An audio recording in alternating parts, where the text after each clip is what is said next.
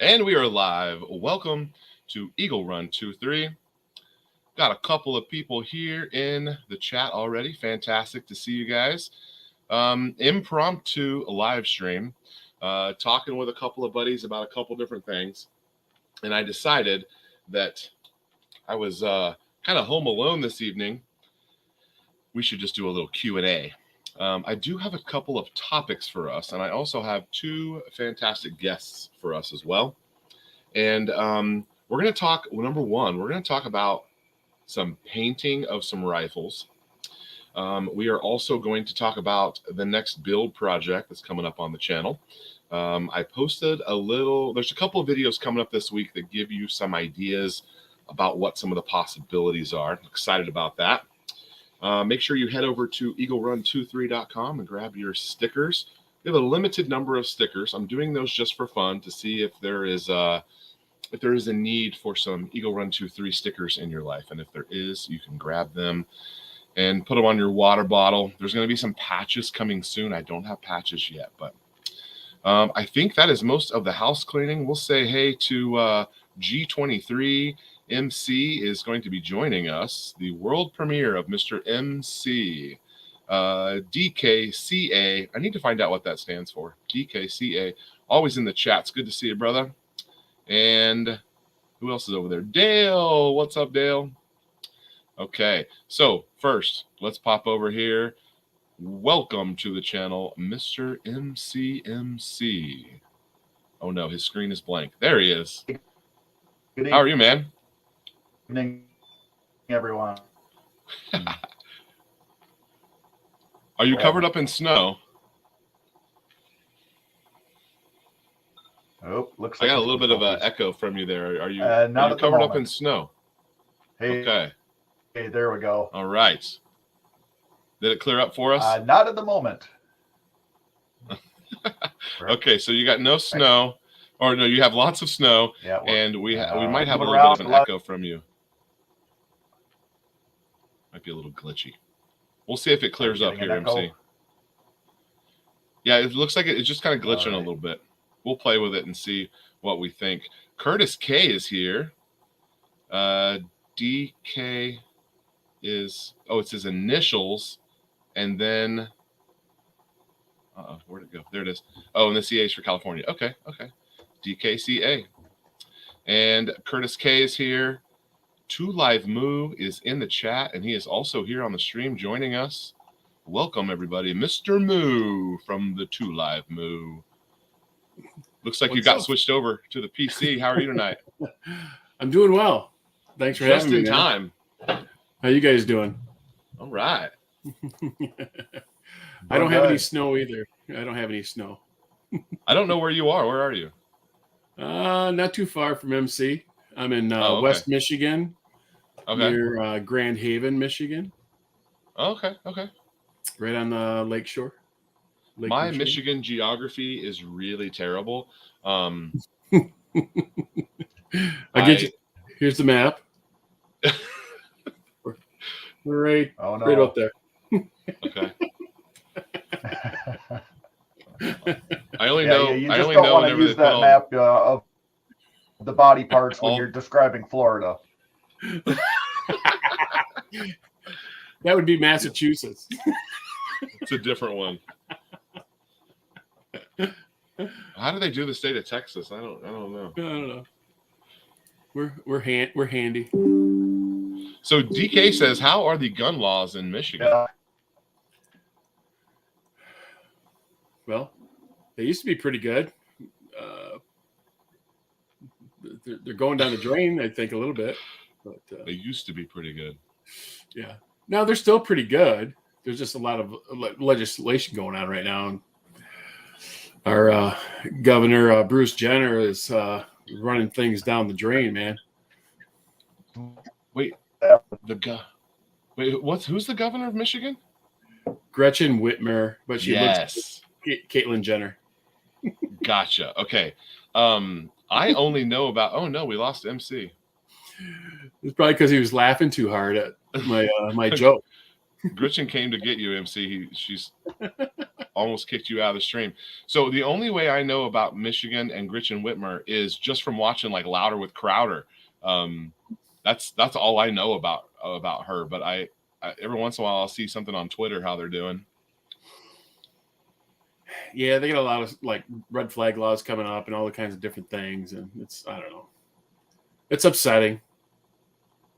Good evening, Burnaby Sanchez. Good evening, sir.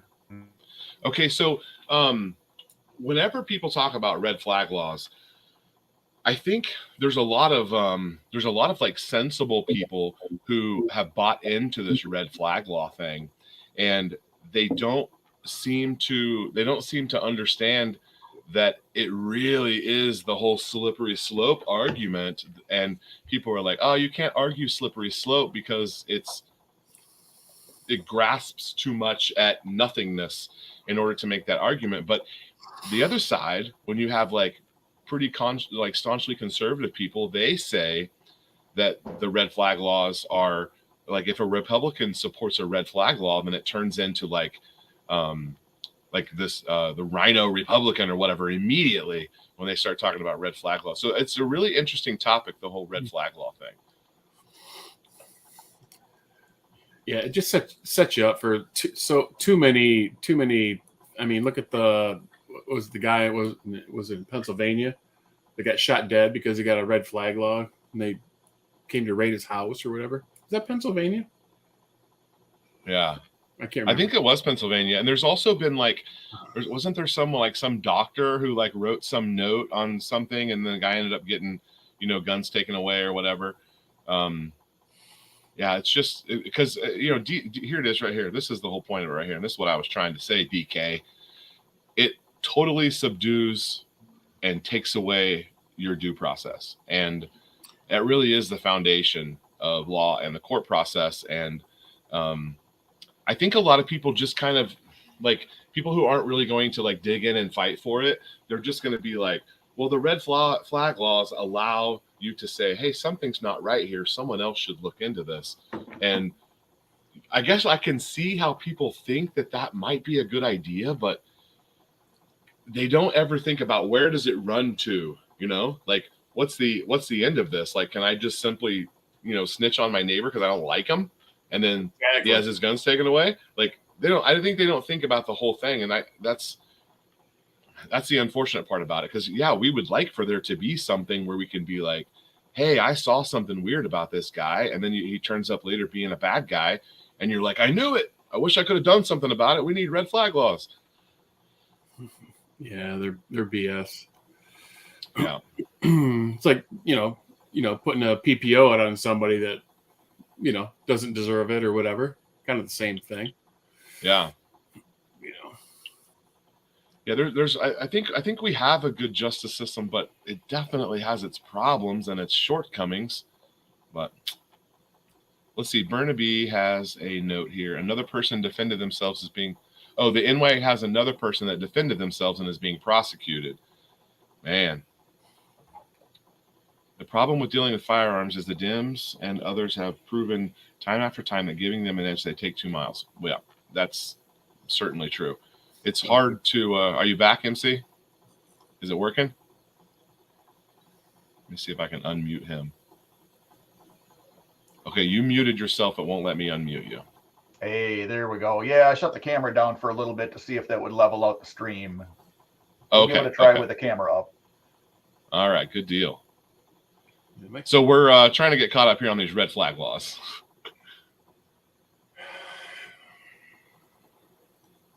How many times in California have they grandfathered stuff like a couple years ago, the ban, well, they're not right ban. Yeah. That's the interesting part too. Like there's been a lot of conversation about the pistol brace thing, and they didn't ban it. They just did this, this weird thing about it, like about how you just can no longer have them, but they're not illegal to have. You just can't have them installed. Like that's a really interesting take about that as well. It's just really weird how they want to do that, because typically they say, hey, you can't sell them anymore, and then it's grandfathered in. But yeah, my local gun shops are not even touching anything with a pistol brace on it at the moment. No one is. Yeah. PA Reloader, what is up? Yeah. So I mean, I'm currently waiting on my I haven't put together my 8.6 blackout. That's the 8-inch version. I haven't even put it together yet because I may have to SBR it or something. I don't know. Like I should have SBR'd it 6 months ago, but I gotta wait now. It's not worth doing it now. No, you're still waiting on that suppressor to clear then, right? I have a suppressor that's been in for coming up on 10 months in April. Oh, wow. And you're in Texas, the supposedly build it, keep it here, stay out of our business state. Man, that's a whole nother thing. I want to be like, screw it and just make my own, but I haven't done that yet. I'm jealous. Adventure Technologies. He loves his 8-inch. I've shot an 8-inch several times because my good buddy Carl has an 8-inch. Shot it just last week. It doesn't feel really any different other than just the maneuverability. His 8-inch with his suppressor is about the same as my 16. So okay. So where are you at on your? I'm sorry. Go ahead. Oh, I was going to say the 22 caliber can that I've got on this rifle, or actually it's a pistol. Well, it's a pistol today. It's probably a felony next month. That one took me 9 months to clear. That I just got that one a couple of weeks ago, and then this one, that one was a paper form 4. That's a 30 caliber can. That one took 13 months to clear. So going to the tracker on the how long the form 4s take, it looks like they're putting all of their effort into scooping up all of the pistol brace applications right now and not really processing out the form 4s, for the suppressors. That seems to be running about 9 months. Well, I hope to every day. I'm like, or every week I'm like, man, maybe this will be the week. I'll go get it. I'm ready for it. I've shot it because I can shoot it at the range. So I have shot it a couple of times, but not very much. Okay, so yeah, he's loving his 8-inch. And then, this is a thing too. These micro pistol conversions. I saw last week that the one that fits the polymer 80s, they had them on sale for $39. Huh. They were like $179 or something. And it only fits P80s. It'll fit the 17 or the 19 size. And that's super fascinating. It's almost like, should I buy one or should I buy 2? Realistically, they're kind of a useless thing. Probably more of a range toy than anything that's actually applicable. Hey, Chris is here. What's up, Chris? Yeah. Okay. I haven't gotten into any of the 9mm P80s yet. I've got the 45, the PF45s, and I started with 380 ACP. I skipped 9mm and just jumped right to 10, and so that's gotten me by for 20 years. And now I finally backtracked and picked up a couple of 9mm. So I know you and I are into a lot of the same things, MC. I can tell by your wall, though, just you having the vintage firearm back there behind you. I have nothing vintage. Okay. I potentially, my family has some stuff that my parents are holding on to right now. That there's a 30-30 lever action that I got my eyeball on that I would love to see. A side-by-side shotgun, but I don't have any like vintage military stuff. Even like my AK is like a Wasser parts kit one, from the 80s. So it's I don't have anything vintage or old or cool. I kind of like the new stuff. Yeah, and that one hanging on the wall, I'll have to do a review on that. That's a Enfield Make 4 303 British, and all of the numbers are all stamped with the same serial number that matches the receiver. So it's pretty much a complete gun. Usually you find those where the hardware or the wood's been swapped out because they've been through an armorer and they've pieced them back together. And I've got the bayonet to match with that one as well. So that's one my dad had collected decades ago, and just ended up hanging out in my place. Can you buy ammo for that, or it's 30 carbine, right? That one's 303 British. So yeah, you 303 can actually British. buy ammo for it. And Midway had a closeout. I picked up, I think, 500 brass or 500 nickel cartridges 20 plus years ago, and sitting on those still. So you got plenty to plink with. Oh yeah, yeah. And with those rifles, they did not come with the soft butt pads. Those came with brass stocks, a brass plate on the stock. Back when So men after were you men. run about 30 rounds of a 30 caliber with a brass butt plate jamming into your collarbone, Yeah, the guys that shot those back in the day were real guys. Those were men. Yes. Yeah, I actually got rid of my 30-06 because it made me mad after shooting about 6 or 7 rounds in a row through it. I'm like, I'm out. Let's get rid and sell it. One of a small handful of guns. I can count on one hand how many guns I've sold. And only one of them I want back, and it was not the 30-06. So, Two Life Moo, I do not know what you're into. What guns are you into? Oh, I have, some AR configuration type things. And Are you a builder? Well, the assembler, I guess you would call it, right? Okay.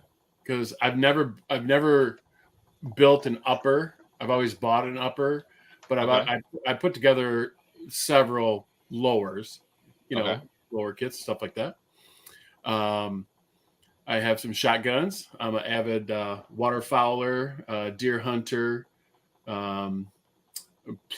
I've got some 22s. Shoot a few varmints here and there.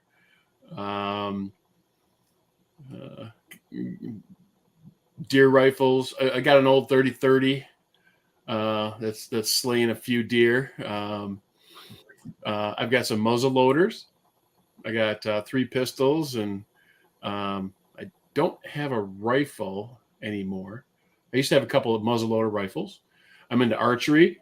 I've got several bows. Wow.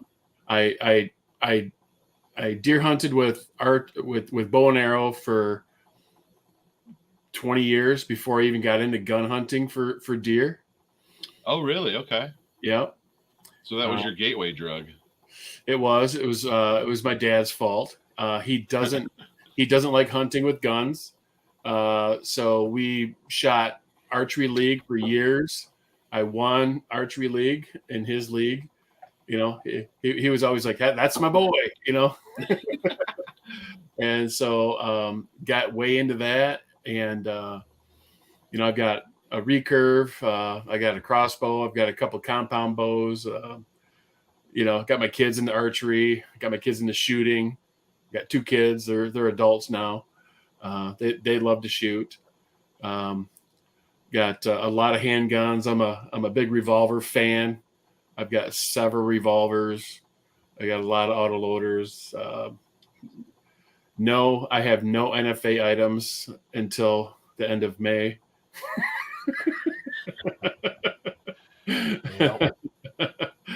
Soon. Yeah. Okay, well, that's good stuff. And we've got actually, since we live so close together to Moo, the Sportsman's Club I'm in. We've got a informal sporting clays shoot coming up in 2 weeks. So hope to get a camera out there and get some footage of me and Moo blasting some clays, or at least shooting at clays. I don't know how well the breaking is going to go. Yeah, man. I would be so embarrassed. I haven't shot clays in a couple of years. My wife is a way better shot than me when it comes to clays. When it comes to ducks and geese, I pull the trigger, they fall down. When I shoot clays, I don't know what it is. It's maybe a bat 500 when I'm shooting clays. Yeah. Well, that's the miracle of editing and putting the information you want out there. So we can cut and paste and copy anything. Cut that out. You missed. You missed. But yeah, I've been Yeah, I mean, I've been pheasant hunting, duck hunting, goose, um, pheasant and grouse, out in Montana. I don't know, a little bit of shotgunning, more deer than birds. DK got Upland. himself he got himself upland, yeah. He got himself a silver Labrador. Are you going to hunt that beautiful silver Labrador? 9 weeks old, sitting with me right now. Nice. Maybe he's got a picture on DKCA Instagram for us to see. I've always had Vizslas. I don't know if anyone has heard of the dog breed called Vizsla. It's Vizsla. I've heard of them. I don't remember. Man, I'll never have another breed. I don't hunt the ones that I have. I've had some that I rescued or that were rehomed that were hunting certified with like different challenge trainings. I have two right now, an old one and a young one. The old one is currently afraid of guns altogether, and the pup that I've got that's just about 1.5 now. She has not been out yet, but I'll take her out a little bit. So I'm originally from Kansas, and so hunting for me was always bird. Like, hey, are you a hunter? Yeah, it's pheasant and quail almost exclusively. I had a couple of buddies that would deer hunt, and I even had a neighbor who was a deer hunter and was into the archery stuff. But being from Kansas, where there's no water, like I would have loved to have hunted duck when I was younger, but there's just no water in Kansas, so we would have had to travel to hunt ducks. Allegedly you can hunt some geese in some fields and stuff like that because they'll pop down and eat. But I've heard of that being done. I've never seen it or done it myself.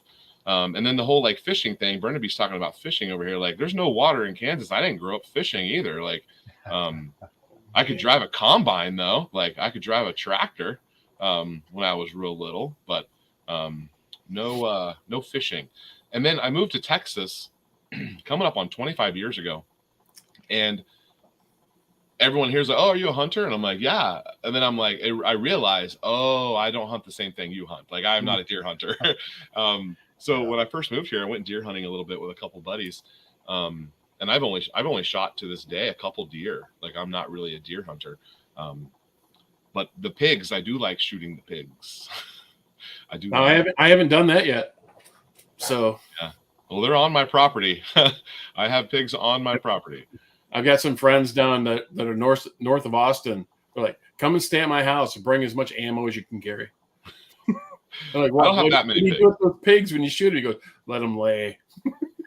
Yeah, we just haul them off. We have a spot where we haul them off, and then we have an agreement with the coyotes that we don't shoot the coyotes, and then they. Oh yeah, he goes, they're nasty. It's not like what you see on the programs. You know, he's like, you're not going to cut the, you're not going to butcher them up. He goes, they're just so nasty.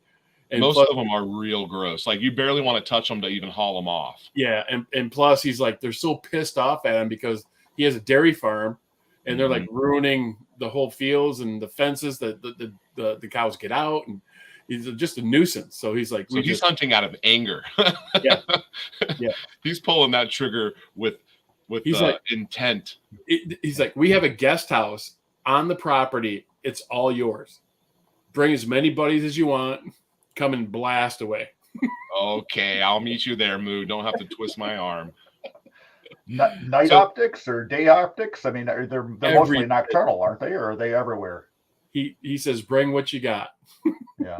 Because I was the same way. I'm like, oh, do I have to get night optics or something? Because I don't have $4,000 to put up optic on my gun, you know? Right. And he's like, I don't care. I don't have night optics. I just dusk and dawn, man. You can see them. Yeah. The quality optics. I do have a green light mounted that'll go out about 100 yards. I got a really nice green light that shoots out. They don't seem to mind.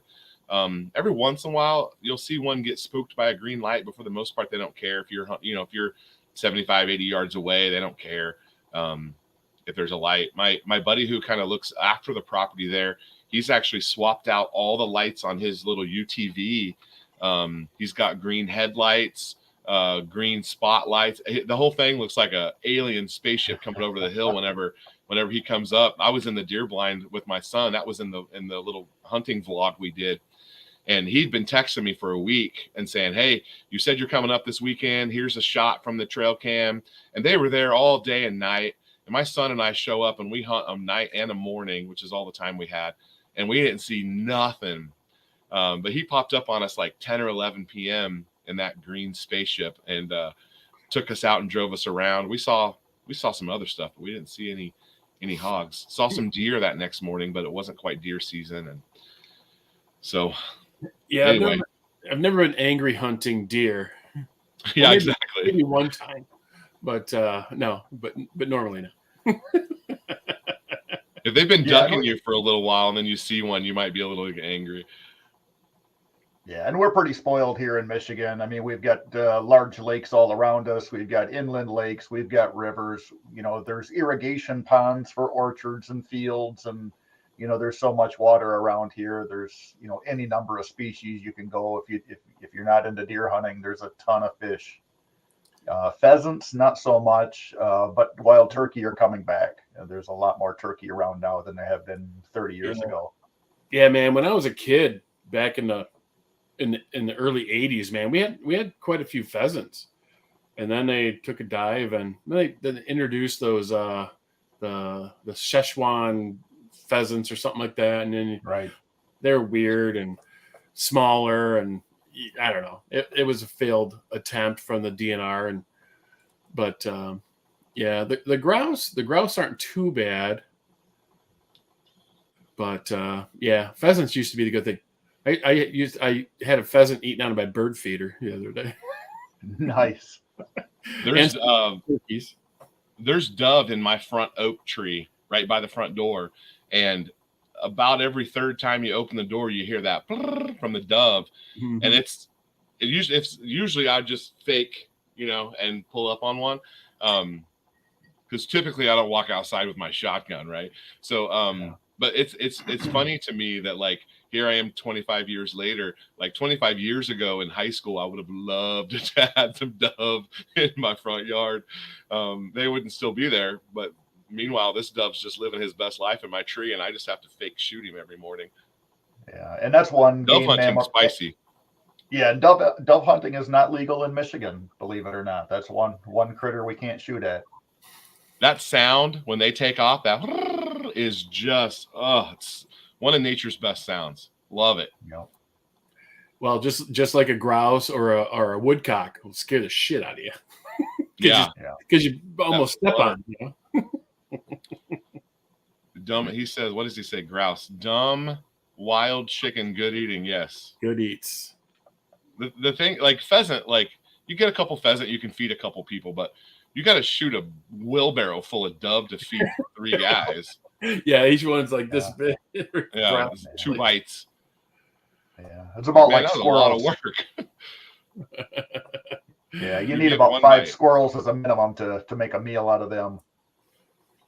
That's why I like goose hunting, because I mean, we shot 100 geese last year, and we got goose coming out of our ears, man. I mean, and we just breast them out. We don't mess with. Yeah. I mean, there's no meat on their legs or their wings or anything, so it's not that that we're wasting anything. I mean, you could pluck them and all that stuff, but it's not like a domestic goose. All their meat is in the breast. Yeah. Well, the issue I take with the geese is I work in the industrial HVAC, and we build wastewater plants. Oh, and the majority of those ponds are full of geese. In the shit ponds, man. Shit ponds. Pardon my French, Eaglerun. Sorry. Oh yeah, we've hunted over those before. There's a documentary somewhere on YouTube of a piece of water somewhere in the Pacific Northwest that they, for whatever reason, I don't know if you guys have heard of this, for whatever reason, they can't allow the ducks or geese or anything, no waterfowl are allowed to land on it. And so there's literally a dude with a tripod 24/7 that all he has to do is shoot at them. And it's funny because he's a federal employee. He's an employee of like the parks or the BLM or something, and his job is, and he was going through like, okay, I use this gun for this, and I use this, and he's got all these tripods set up so he can switch between different guns. I need to find that and watch that again. That was years ago, and I'm like, this dude's job is to just shoot. That's good gig right there. There's like 3 or 4 of them, and they just rotate 24-hour shifts. DJ Play Nice is saying he's got some peacocks strutting around his neighborhood. About an hour and a half north of us, up Manistee area, there's wild peacocks running around that area. We did a job up there, probably 10, 15 years ago now, and a few of the construction workers left their windows open on their work trucks, and they found, peacocks had walked their way into the truck and left a little surprise for them on the seat. And they're crazy. they can be annoying. I don't know how they taste. Have not tried that yet. So Kurt and Miles have found me out here. Okay, so it's now you're reminding me. It's because the water is radioactive, and that's why they can't let them on there. You are correct. And Miles posted a link to the article, and it says man spends his day warding off birds, but as I recall, there's a female who shoots as well, and there's like 3 or 4 or 5 of them that just rotate 24/7, and they've got all the binoculars and spotters, and they've got sensors that go off whenever birds are coming in. Pretty funny. Department of the Interior Bird Sniper. Sign me up. Birdman. And then they pay for your ammo. I'd be shooting That's like a thing right there. All the time. Shooting that government ammo. Well, I have some clay throwers and stuff out there. I saw a bunch of birds, man. Yeah, sorry. So you guys were talking about clays earlier. I didn't get to say this, but man, one of life's pure pleasures is shooting clays to me. Like, I find that top 10. Some people want to be on a beach or in a hammock or something like that. Like, if someone would just throw clays for me and I could like go in the backyard and like just do that whenever I felt like it, like that would be amazing. Like just someone just throwing softballs at you and you're just like whacking them out. I mean, it's just that's a pleasure for me. Like a batting cage. Yeah, we've got several places around that have high towers, small towers. Our sporting clay is set up. We've got 5 electric throwers, and they're set out like in little calf hutches or little dog houses. And so they'll toss towards you, away from you, angling, rising. We've got a rabbit thrower, which will take a relatively hard clay and then throw that across the ground. So it'll roll until it hits something and then bounce and skip. And yeah, those are very challenging.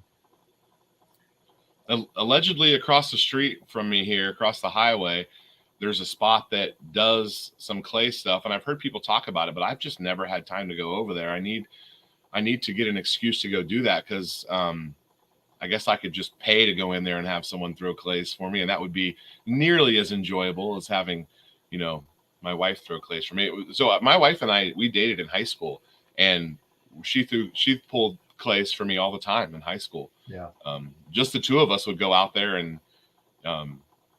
shoot clay. She's actually never shot anything that I know of, but she's not. Well, like with rifles and pistols, you want to get the shotgun out and do a little experimenting with the choke tubes and get an idea of what the pattern is going to be at what distance. If you've got a full choke and things are scooting pretty close to you, you've got to be right spot on or you're not going to hit them. And when you do hit them with a full choke, you just powderize them. That's impressive. But if they're out there 30, 40 yards and you're running an improved cylinder, the odds of dusting the thing it gets less and less. So this little project I got going on right here on the bench, that one is an old Charles Daly 12-gauge semi-automatic that I inherited. And you wanted to talk about painting guns. Well, that one was just a black synthetic stock. Served a really hard life from previous owner. And so this one I'm doing a little repurposing, just going to try to go with a snow pattern camouflage job on it. And we're just using the regular Rust-Oleum farmer can spray paint and the painter's tape. Okay. Doing kind of a random pattern on it. And I started out with a Scotch pad, scuffed up the plastic, scuffed up the steel, degreased everything. then with a white base coat, laid some tape in different patterns over top of the white, let that dry a day, put a off-white or a light gray on that. That's where it sits right now.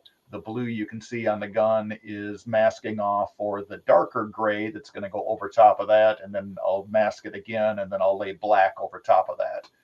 And so we'll see how it goes. I've got less than 2 weeks or so now to get the gun put together, to drag it out, do some shooting, and see which choke tube I need to throw in, and that'll make its debut at our Sporting Clays event coming up. Are you videoing your filming of your spray painting of the gun? Yes, yep. So 7 o'clock, I think tomorrow morning, there's going to be a video drop of the first prep, and then I'm kind of doing a series on that. So I've got Monday, Tuesday already scheduled out, and then what I'm going to do, running out of time tonight because I found something else to preoccupy my time at 9:30 p.m. So what I would have otherwise been doing is continuing on with the masking job. Tomorrow after work, before we do a gun club meeting, I'll throw another coat of paint and I'll videotape that, and then that'll probably be Wednesday's video that drops at 7 o'clock. And so let's keep talking about painting. Let me catch up on a couple of it looks like the catch up on a couple of chats here. PA says he shoots every Sunday, and your name says he has a night skeet shoot on Wednesdays. Night skeet shoot sounds good. And then DK, my wife is a gem. She tolerates my firearms. She never asks how they multiply in the garage.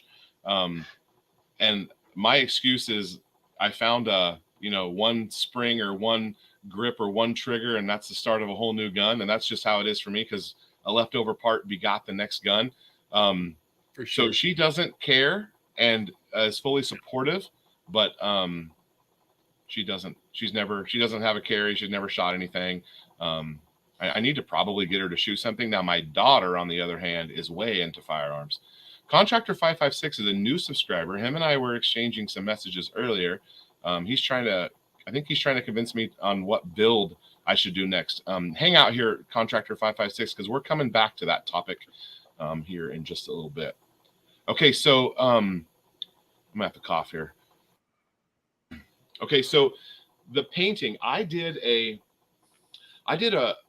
cut my own out of painter's tape, and I cut all my own little stencils out, and I did what is, I think, a really good camo pattern that I can't think of the name right now, but I did the upper and lower, and I taped them together, and I had they go over each other, so they fit together, and the pattern is on the top and the bottom. Nice. And Rattle Can has held up really well. I think I did that 5 or 6 years ago. I don't use that gun a ton, but it does get used, and I'm perfectly satisfied with how well the Rattle Can has held up. So Freedom Stencils, I reached out to those guys and ordered in some different patterns, and I want to do a Glock slide, and then I want to do I've got a lower in the raw. I'll show you just this piece of it right here. You can see it's in the raw, and so it has no coating, no anodizing. I want to try to scuff that up and see if I can paint an upper and lower again and use these stencils. And I think I'm just going to use, like what you're using, just Rust-Oleum. But I heard someone say that the enamel model paints are pretty good, but they're kind of designed for plastic. So I don't know if that's a good idea. I did also paint another gun with the Alumahide from Brownells, and that stuff is really thick. It's been quite durable, but it's real thick. And I don't think it would work on the Glock slide that I'm going to do, but it might work on a handguard or something, where there's no fitment issues of anything going together. You could always scratch a little off if you need to get an M-lock in there or something and it's not quite going. I think there's probably enough tolerance for paint with the M-lock system, but anyway. Yeah, Rust-Oleum. DK mentioned the Cerakote, and that probably will be the next adventure I get into. But for now, for a $200 Turkish import shotgun that I inherited. Yeah. That the only expense I've got into it is about $30 worth of spray paint. Yeah, we'll give it a shot. Yeah, I've used the Duracoat and the Wheeler ceramic coat. Okay. And I've had issues with both of them, and I cleaned the piss out of them, and I still have some chipping, from the gun safe, but. So it looks like the air cured Cerakote MC, unless you have an oven. Interesting. I used the oven. My wife was not pleased. I was watching some video came on after I was watching something earlier today, and there's this guy rinsing out his brass cases that he just tumbled with the steel pins, and he's like in the kitchen, and I'm like, oh, see, that's where Mrs. Eaglerun would have a problem right there. Do not rinse out your brass in my kitchen. I'd have to do that when she's not home. I've seen guys who pick up ovens off the side of the road, though, just for having in the garage to dry stuff, either, reloading for brass cases. You can dry them in the oven or. I've helped a buddy build a hot bluing tank and burners and fire, and that's right up my alley. That's second nature. In fact, tomorrow I get to go tear into a 12 million BTU boiler. So fire and heat, that's not a problem. Well, there's an interesting idea. A little mesquite cured. Hey, there you go. Slab a steel head and get your upper baked. That's right. So do you use mustard as a binder for that, or? I don't know how that would go. I'm into barbecue too, so I know what you're saying. I just do I've got a pellet smoker, the Pit Boss. I love it. I've had it for about 2 years now. We use it weekly. Yep. I know there's better out there, but I don't think if I had to manage my own fire, I wouldn't be smoking once a week. Well, I used to have a stick burner offset, and a tree killed it. A tree fell down in my yard and killed it. I've got a Weber Performer, and now I've got a Pit Boss that I've had for like 2 years, and I use the crap out of that thing. I used it yesterday. The kids were home, and it's like an easy bake oven, man. Yeah, it's like exactly. Set it and forget it, DK is going to send you some FDE and gray Cerakote MC. Yeah, I know a couple of local guys that do that. Also, another what I did for the daughter's gun. Let's see if we can get that on here. Oh, probably not going to show up too well. The blue one up on the top, that one is hydro dipped, and so that's a blue and white raindrop pattern. So so that you misted the water on and then hit it at the angle type thing? No, it's they actually have several patterns, several different dips, I guess. It's like a window film. You throw that in a water bath and then do a release on it. So it was just a particular pattern that we picked out. I kind of blindsided her. I just showed her a screenshot of hundreds of different patterns, and hey, pick out the one you like. And so she went with the blue with the white raindrop. It looks like water droplets on a window screen. Didn't tell her what it was for, and so it was like her 13th birthday. I got a Ruger American, so a bolt action 22 rimfire. But the American, it's got the replaceable buttstock on it, so you can have a tall comb or a low comb, and then a long stock or a short stock. So being 13 and it is a training gun, kind of like what you're doing with the Ruger Precision. It was a gun that was bolt action, so it was controllable. It was 22, so it's not loud and scary. And then it's the pattern that she had picked out.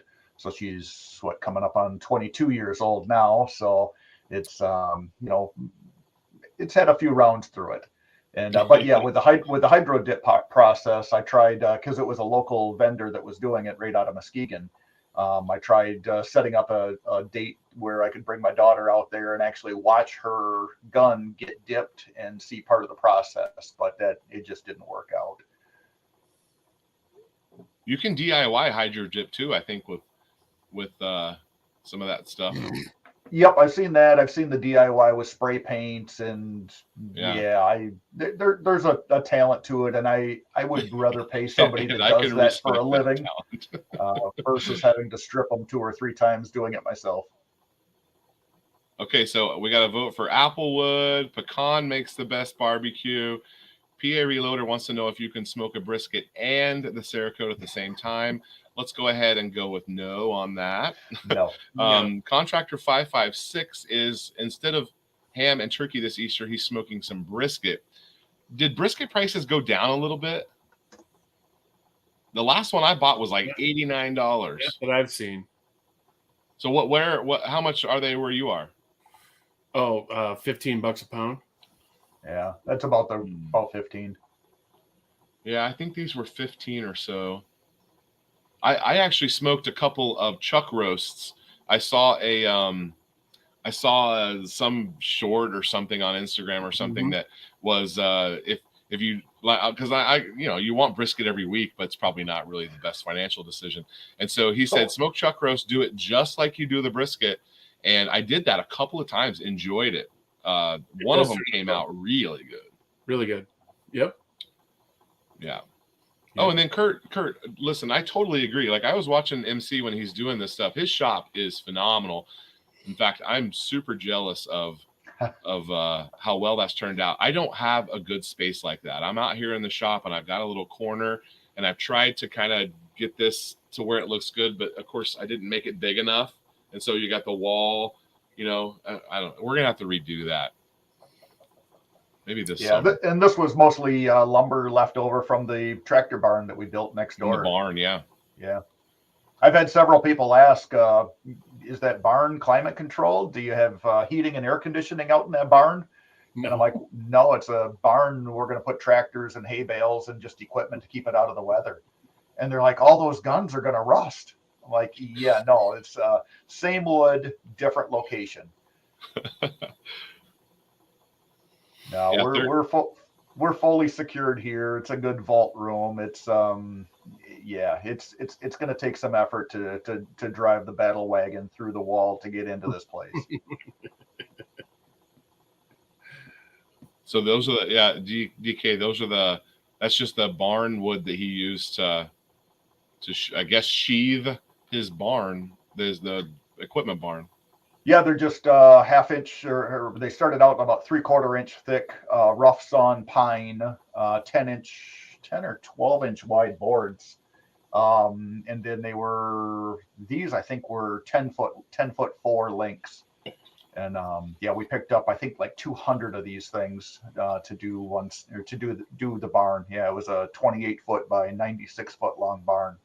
96. And so then these were some of the leftovers. Yeah, the neighbor guy around the corner that donated the trusses for my brother-in-law's barn, he ended up doing his entire inside he made a barn dominium. So he took the barn that was the existing barn, and then that's pretty slick. He's got the attic trusses in there now, built a loft, and then his whole inside is rough sawn pine like this. He did board and batten though. So where mine, the boards have shrunk, so they've got the little gaps in between those, and that's kind of the look that I wanted. And but the neighbor, he ended up putting the batten boards over top of it just to cover it up. And I wanted to go horizontal boards with these just to make the display pop. And then the hooks actually are Home Depot. They're just rubber coated steel hooks that you would put your shovels or your yard equipment hang on the wall in the garage. So those were $7 to $9 a hook, something like that. So a lot cheaper than going with slat wall or, a lot of money. I'd like to do. I need some more places to store some firearms. I am quickly running out of space, and unfortunately, they're like, most of them are 80, so I can't sell them. Or even like I can't even give them away, like I kind of stuck with them because they don't have numbers on them, I guess. I guess that's its own problem. But I desperately need to upgrade and grow some spots to store some guns. We're crammed into a safe, and I feel bad pushing on that door because we're running out of room, and I have some ammo in there that I need to kick out so that I have some more space. But we're gonna have some realistically major upgrades. I mean, you could break your gun down to technically this is a gun, Right. just your lower. So realistically, you take all those things that have no serial numbers on them, you throw them all in a Tupperware box, and they don't take up that much room. Yeah. So then you've got all the rest of the stuff. So yeah, I got a couple little. There's a Beretta 22. That one's the Shield Plus.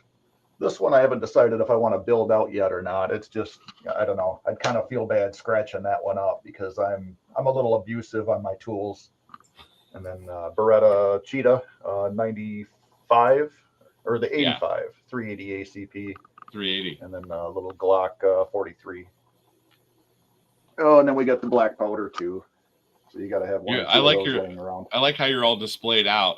Like I've talked to a company that makes displays and the hangers and stuff where you do the slat walls, and someone just said I need to build a vault room. I do need to build a vault room, but I don't have another room in my house right now. And the way that so I have elementary age children, and so I can't. Maybe when I told my daughter when she goes to college, the moment she leaves for college, I'm turning her room into a vault room, and she was like, "No, is that what you're doing?" When she left for college, this is her bedroom. Oh, every time. Sorry, we like to recycle. I'm sorry. Like, you son of a. She goes, "Get out of my room." I'm like, take these safes out of here. You can have it. All of a sudden, there's the thumbprint ID on the door, and she's like, "How do I get into my room?" I'm like, that's not your room anymore. Right now, with all the storms rolling through, it's a great time to go rent a backhoe, dig a hole, and build a underground bunker / fallout tornado shelter. And then that's justification. You can put a couple of dehumidifiers in there to keep the moisture down, and I don't know if the kids would like being down there though. Well, no. You just you give them the above terrestrial location, and then you can you can. Oh, so I put my guns down there. Okay, exactly. Okay. I was thinking about now putting my 7-year-old down there upstairs in the guest room. So, but yeah, it's good that they don't like to be down here. It's because this is my spot. So I have a cool section here in the shop where I'm at, out here in the garage, and I can lock the door, and I've got security cameras, and so that sort of thing. There's no reason for anyone to be out here, and if someone is out here, I know about it because it sends me an alert. But I need to upgrade that a little bit. There's good cause for doing that. Yeah, a vault room would be nice. Sorry, DK. Bunk beds. My daughter's 10, so I don't know if she's going to want to share a room with her 7-year-old brother, but yeah, my kids are 21 and 24. Yeah. Okay. Yeah, my 21 going on 22-year-old informed us a couple of weeks ago that as she was balancing her checkbook, that she should be able to get her own place and be moved out by the time she turns 50. Yeah, me too. I was waiting for the number you were going to say, and you hit me with a 50. So I guess I don't ever have to worry about selling this house. I'm going to have a permanent live-in resident. Hopefully she's not a stay-at-home daughter. Hopefully she is an employed daughter, right? Well, she's employed, but a couple of years of college, and they top out just slightly above minimum wage. Right. So, yeah, licensed vet tech, so an animal nurse. Oh, okay. Yeah, that was a little under $40,000 for a 2-year degree. but to go to Michigan State University and get a doctorate, to be a licensed, to be an actual veterinarian, that's going at about $200,000 for that education now. And they still don't make a ton of cash. You got a lot of student loan to pay off, or you cash flow it. Yeah, we'll see you later, DJ Play Nice. Where is he going? He's probably going to bed. Some of the different time zones here. No, he doesn't sleep. He doesn't sleep. No. He's got a concert or some chicks to go see or something. I'll be right back, guys. Hang on. All right. Yeah, I was gonna say my niece is a internal medicine doctor. She graduated 2 years ago. Okay. And she had $650,000 in student loans. That is crazy. But she makes $320 Yeah. a year. Yeah, that's true. So she could have that thing knocked out in 4 years if she really Right. buckled down and But Yeah. And that's where I'm looking with the youngest kid right now. It's like, okay, rather than dumping another 30 grand or 40 grand at college, why not just, set her up with a business? Right. She hasn't liked any of the ideas that I've floated out there so far, but they never do. no. I'm trying to They don't know convince we mine to be know. a welder. But if I can teach mine how to weld, I'm trying to send her to welding school. Hey, Good money in welding. I loved welding when I was in high school in shop class. I took 3 years of welding. I loved it. And, plumbing, she can make good cash being a plumber. Yeah. She's she's talking about engineering and all this sort of stuff. She tests really well and really enjoys school. So I don't know if I'm going to be able to convince her to do something like that. But she has a couple of, as a 10-year-old, she has a couple of paths that she has a couple of paths that we're trying to get lined out, right? Or a couple of different avenues where she could start going in a direction, because going to a university and spending $100K to get a teaching degree is just not really a recipe that I want to support. So if she has something with my parents that there's a direction she could go with that, where she could maybe take over their business. They're not really ready to retire, but also she's 10, so there's plenty of time for that to work out.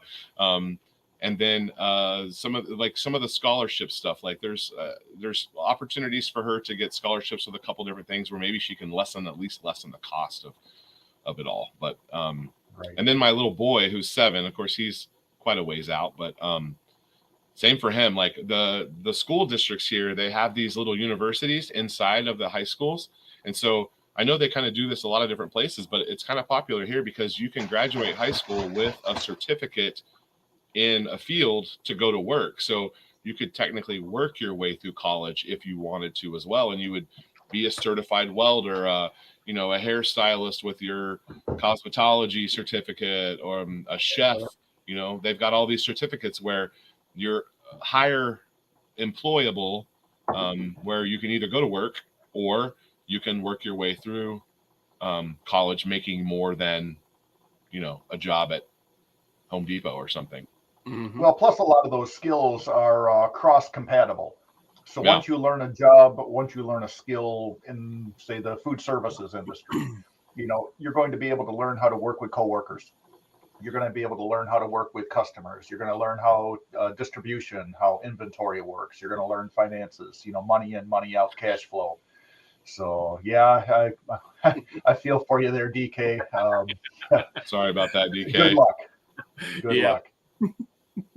Boys especially. I was fortunate with two girls. My daughters have been terrific. My sister has 3 boys, and she has literally had the locksmith and poison control on speed dial on her phone since those kids could walk. They are night and day difference. The thing with the boys is it's a slugfest. They will duke it out until somebody is bleeding.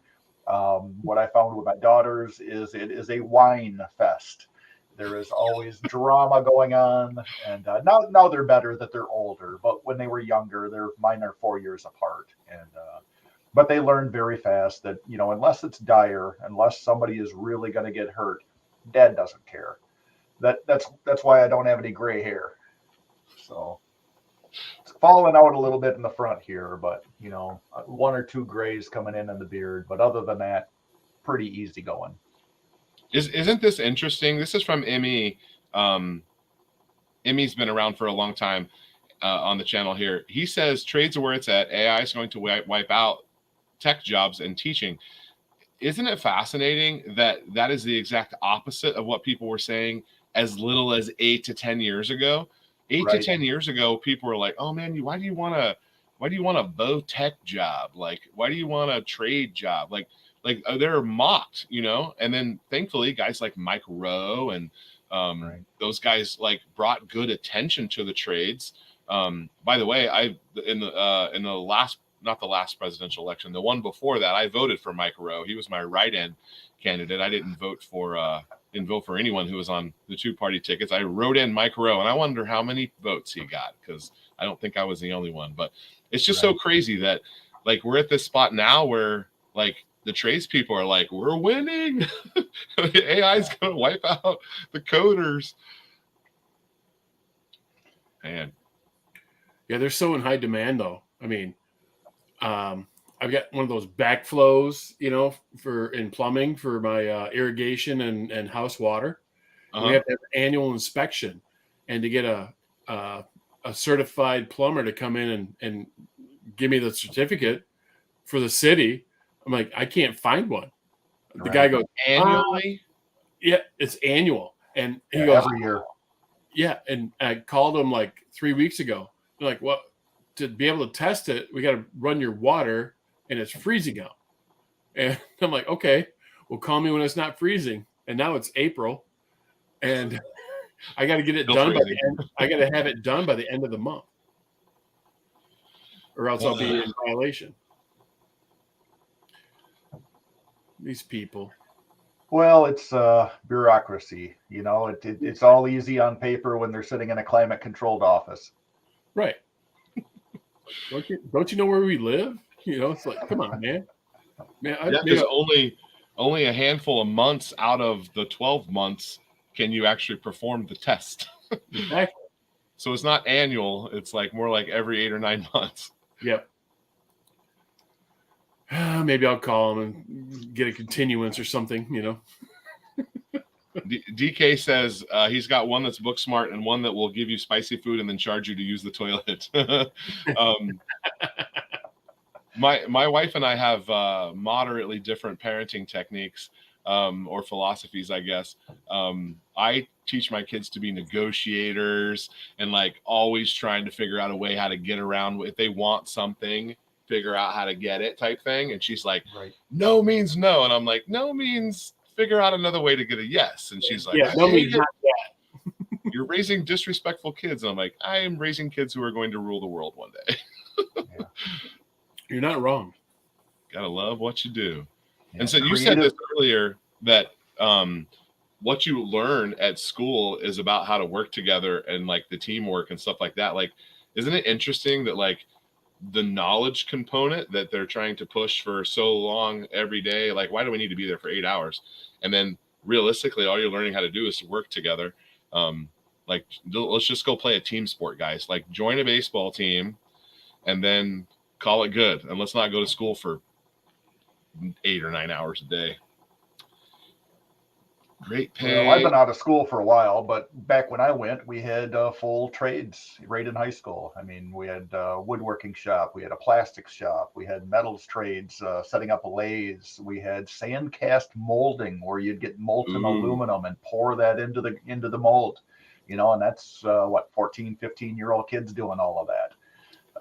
You know, not getting your clothes caught in the lathe while you're knurling a handle for a tap set that you're building. You know, layout dye, not spilling that all over the floor or walking around with red or blue hands for the next week because you weren't paying attention.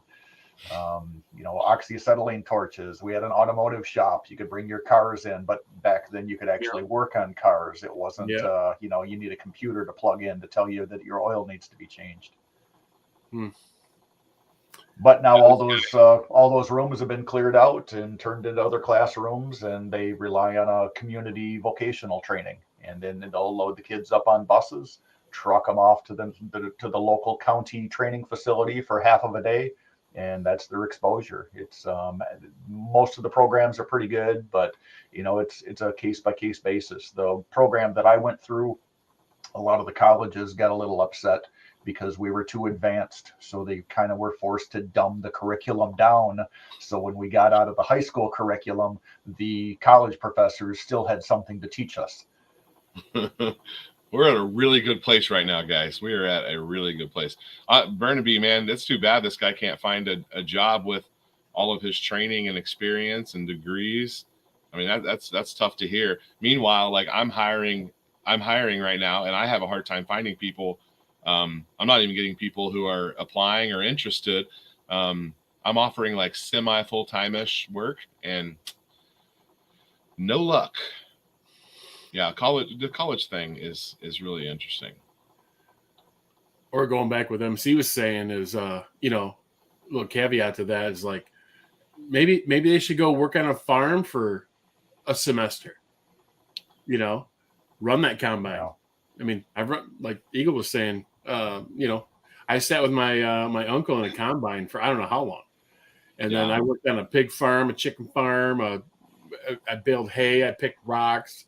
It builds character and appreciation for a lot of hard work, and it gives you a lot of like how to figure stuff out. Right. If something breaks, you fix it. I mean, you just can't call the guy. Right. You figure out how to fix it. Because you're out in the middle of a field and you shear a pin or something in your baler, and you don't have any shear pins. You figure out how to fix that thing. Yeah. Shove it in. You've got wire, a hammer, Exactly. and if you're lucky, maybe some pliers. Maybe, yeah. While you're getting bit by mosquitoes through your shirt. Right. It's a hairpin, duct tape, and some chewing gum. We had that combine up before the hour was over. Well, when I was a kid, there was no cell phones. There were no smoke signals. If it was broke, you had a couple of mile walk to get back to the farm to get the toolbox to fix it. Yeah. Yep, for sure. Rub some dirt on it, walk it off, maybe put a little chew spit on it at the same time, I quit chewing Copenhagen and I went to the little pouches. Oh, the little no more Copenhagen for me. Yeah. You don't have to spit nearly as much. Nope. Hey, so who's DK's talking about Swedish girls now? What is he? Who's what? Well, that and the Swedish girls. What did I miss? He learned how to be responsible on a farm in Sweden. Okay, that sounds. Oh, okay. I was taking that way different. I think there was a country song about that. But... Yeah. Get your mind out of the gutter. Yeah. Okay, so subject change from Swedish girls and Copenhagen. I am staring down. I'll take your guys' advice here and anyone in the chat. I am staring down a project list for the next couple of months. I currently don't have the next build in front of me, but I have a couple of things that are coming up a little bit later on. There's I can't say too much about it yet, but there is a RIM 700 action bolt gun, or maybe two of those coming in the future. So I'm super excited about those. I can only tell you that one of them will be 308. The other one I won't say yet. Although MC is going to say it's probably going to be 86 blackout. Yeah, it's probably going to be 86 blackout, but because I need 4 86 blackouts because YouTube, right? So that's definitely coming in the works, but it's going to be a while till all those components are here. So I'm going to need something in the meantime. I also am going to definitely build a 1022. I think I'll probably work with Faxon on that and get some of their stuff and try to do a match grade 1022. The ones that I have, I got a junky one and I got a nice one. It shoots pretty good, but I want to see how far can I go with 1022 accuracy. The Ruger Precision, which is up in the corner over here, I don't think you can see it. It is very accurate. When you put the 30-cent a shot 22 ammo down there, it goes exactly where you tell it to. And it's real nice. So having fun with that, but 22 stuff is on the works. And then I have, let's see, what is the other far out project? A 308 bolt action, another bolt action, a 1022. So those are kind of the ones that are coming up more like June, July, August, or July, August, September. It's going to take me a little while to get those together. So in the meantime, I'd like to build something based on some components that I already have. I've got some I'm not going to say numbers, but I've got some 308 lowers here. I've got some GST 9s. I could do another Glock build, but how many Glocks, how many 9mm Glocks do I need? Like, I already have more than I need. But I love building them. They're so much fun. And then I've got several lowers that are polymer AR-15 lowers that I can build and do a couple things. So earlier, Contractor 556 was in here earlier, and 3 or 4 other guys commented, and they said, we would like to see a budget home defense setup for 556 and do it on AR-15 platform, and try to do optics and everything under $1,000, like flashlight, optics, sling, and then all the gun components under $1,000. That's really fascinating to me. I would like to do that. And so that's on the list of something. I also have a 9mm AR-15 that takes Glock. It's set for Glock mags. And so it's an AR-15 Glock mag. It's already sized for the mags.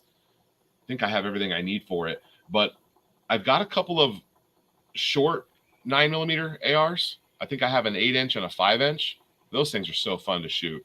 But I don't have a 16-inch. And given the pistol brace situation right now, I could easily justify building a 16-inch 9mm, and maybe doing some tests on how far out I'm shooting 9mm, you know, like do some 100-yard accuracy, do some reloads for it. So that's an easy one to do as well. So anyway, do you guys have any input or anything you'd like to see, or maybe something I didn't even say, or what are your thoughts on this? One idea that Bending and Ballistics had tossed out there was stopping into like your local pawn shop or your local gun shop and seeing what's on their used rack. You know, something that's kind of been ratted out, or something in this case where you got a couple $100 into buying the base. Do a couple of tests on it to figure out what the accuracy is. See what you can do, like you say, with the 1022 to accurize it. You know, drop on a Faxon barrel, or change out the trigger, or maybe drop on a Wooks stock or something of that nature. You know, just take something that other people have seen as garbage, but then do a series on let's make this precision, and maybe keep that $1,000 budget in there. A little trash to treasure. Yeah, something of that nature. Okay, I'm going to write this down. Every time I go, I have a family member who owns a small chain of pawn shops, and there's a couple local pawn shops. There's one next to the gun range. I always pop in and ask, hey, do you guys have a junked out 870 you want to get rid of? Or, you know, they never have one. I always ask. I went there just a couple weeks ago and asked. Right. Okay, so a little resto mod action. You know, steampunk at the same time. Well, I don't know if you've seen Hoffman Tactical's accessory he had for the Orca that he posted on the 1st of April. The walnut accessory for walnut launcher that Tim Hoffman posted. I did not see that. For it. Yeah, it's a well produced video. It is he always is top notch with his videos, and so he kind of hit a good one with that one. So it's a for in case your 3D printed firearm runs out of munitions, you have the option of flinging walnuts. That's fantastic. So Burnaby says, my Glock builds are amazing. Thank you. I enjoy them. They're super fun. Means Arms 9mm upper with their bearing delayed system. Ooh, I saw that on Instagram. Now, there's a company that makes side chargers called Gibbs, Gibbz, Gibbs Arms, and I visited them in Arizona, and I think I'm going to work with them and get an AR-10, an AR-15, and an AR-9 and do some side charger action with that. But that's going to be a little down the road. I'd say the budget AR. Yeah. One, Burnaby talking about the Glock builds. One I did not say was I have it's in a video later this week. I've got a Lone Wolf 80% lower. I don't know if you've seen those. Google it. They're ugly. Very pedestrian looking. And and I was thinking go one of two ways with that. Do the budgetest of budget build for a Glock and see how cheap I can build a Glock, because I think that frame was like $40 or $50. I mean, it was nothing. Wow. You couldn't even get a parts kit for Polymer 80 based on how much that whole frame came with. They hand them out at 7-Eleven nowadays. And then do this. I have this blemish slide. Do a spray paint slide with this budget, and maybe put like an Amazon red dot on it or something, like just as low as I can, right? So I might. That's also a possibility. ME likes the used gun idea. Well, or you can see if you could build the Glock out for what you could buy a high point for. Ooh, these are good ideas. Okay. Glock. Yeah, I get a little discouraged. I mean, I was in my local gun shop this weekend, and they had one of the Fix.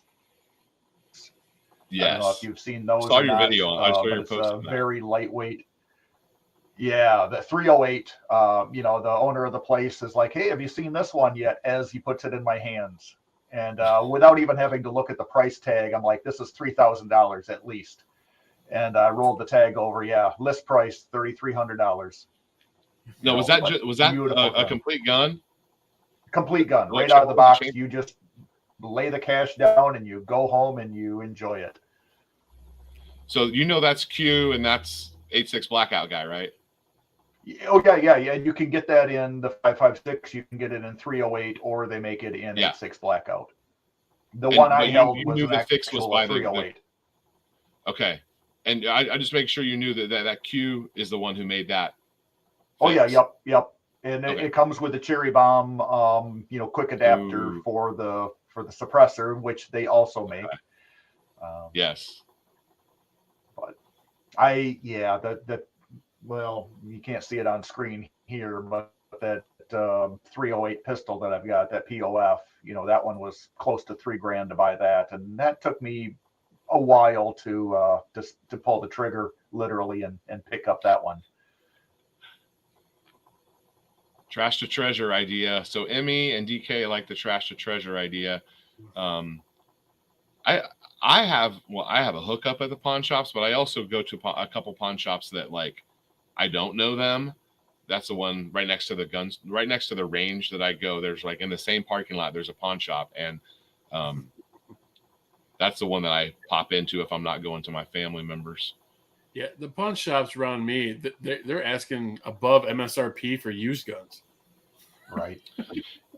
Yeah, but they negotiate. It's exactly what my gun shops do when they see me. They know if they get it in my hand. Ooh, so that reminds me, I was at Cabela's because I was stuck in between two places, and there was a Cabela's right there. So what do? You go into the Cabela's, and they had a Henry Homesteader 9mm on the shelf, and I did not buy it. Wow. I should have. I have a little bit of regret for that. The one that they had did not. It was like Smith & Wesson mags, not Glock mags, which is probably why it was there. But have you guys seen the Henry Homesteader 9mm? Mm-hmm.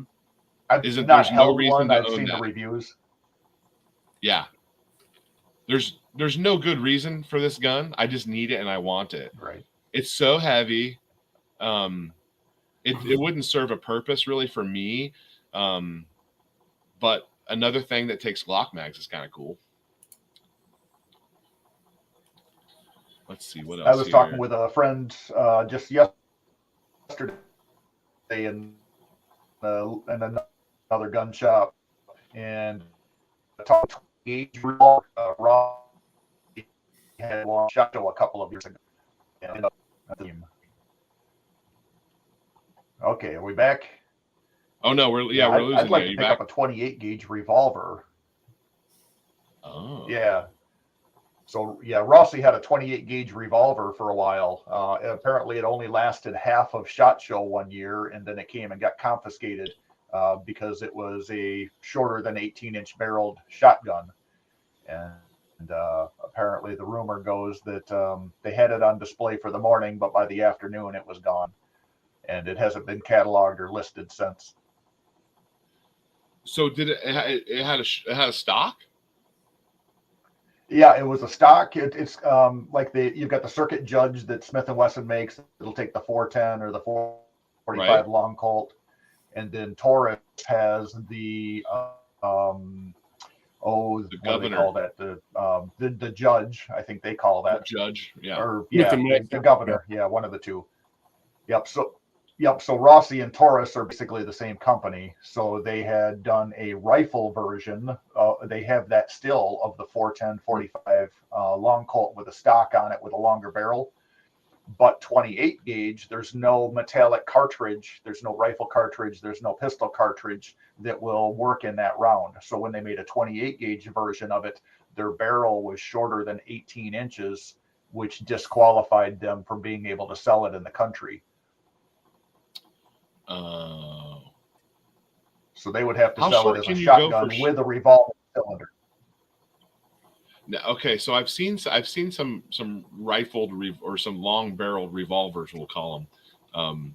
Seen a couple of those. That's interesting. So a 28 gauge, huh? That'd be fun, yeah. Man. So Burnaby, are you talking about Lone Wolf? Is that what you're talking about here with your prices? Interesting. Man, that's too bad.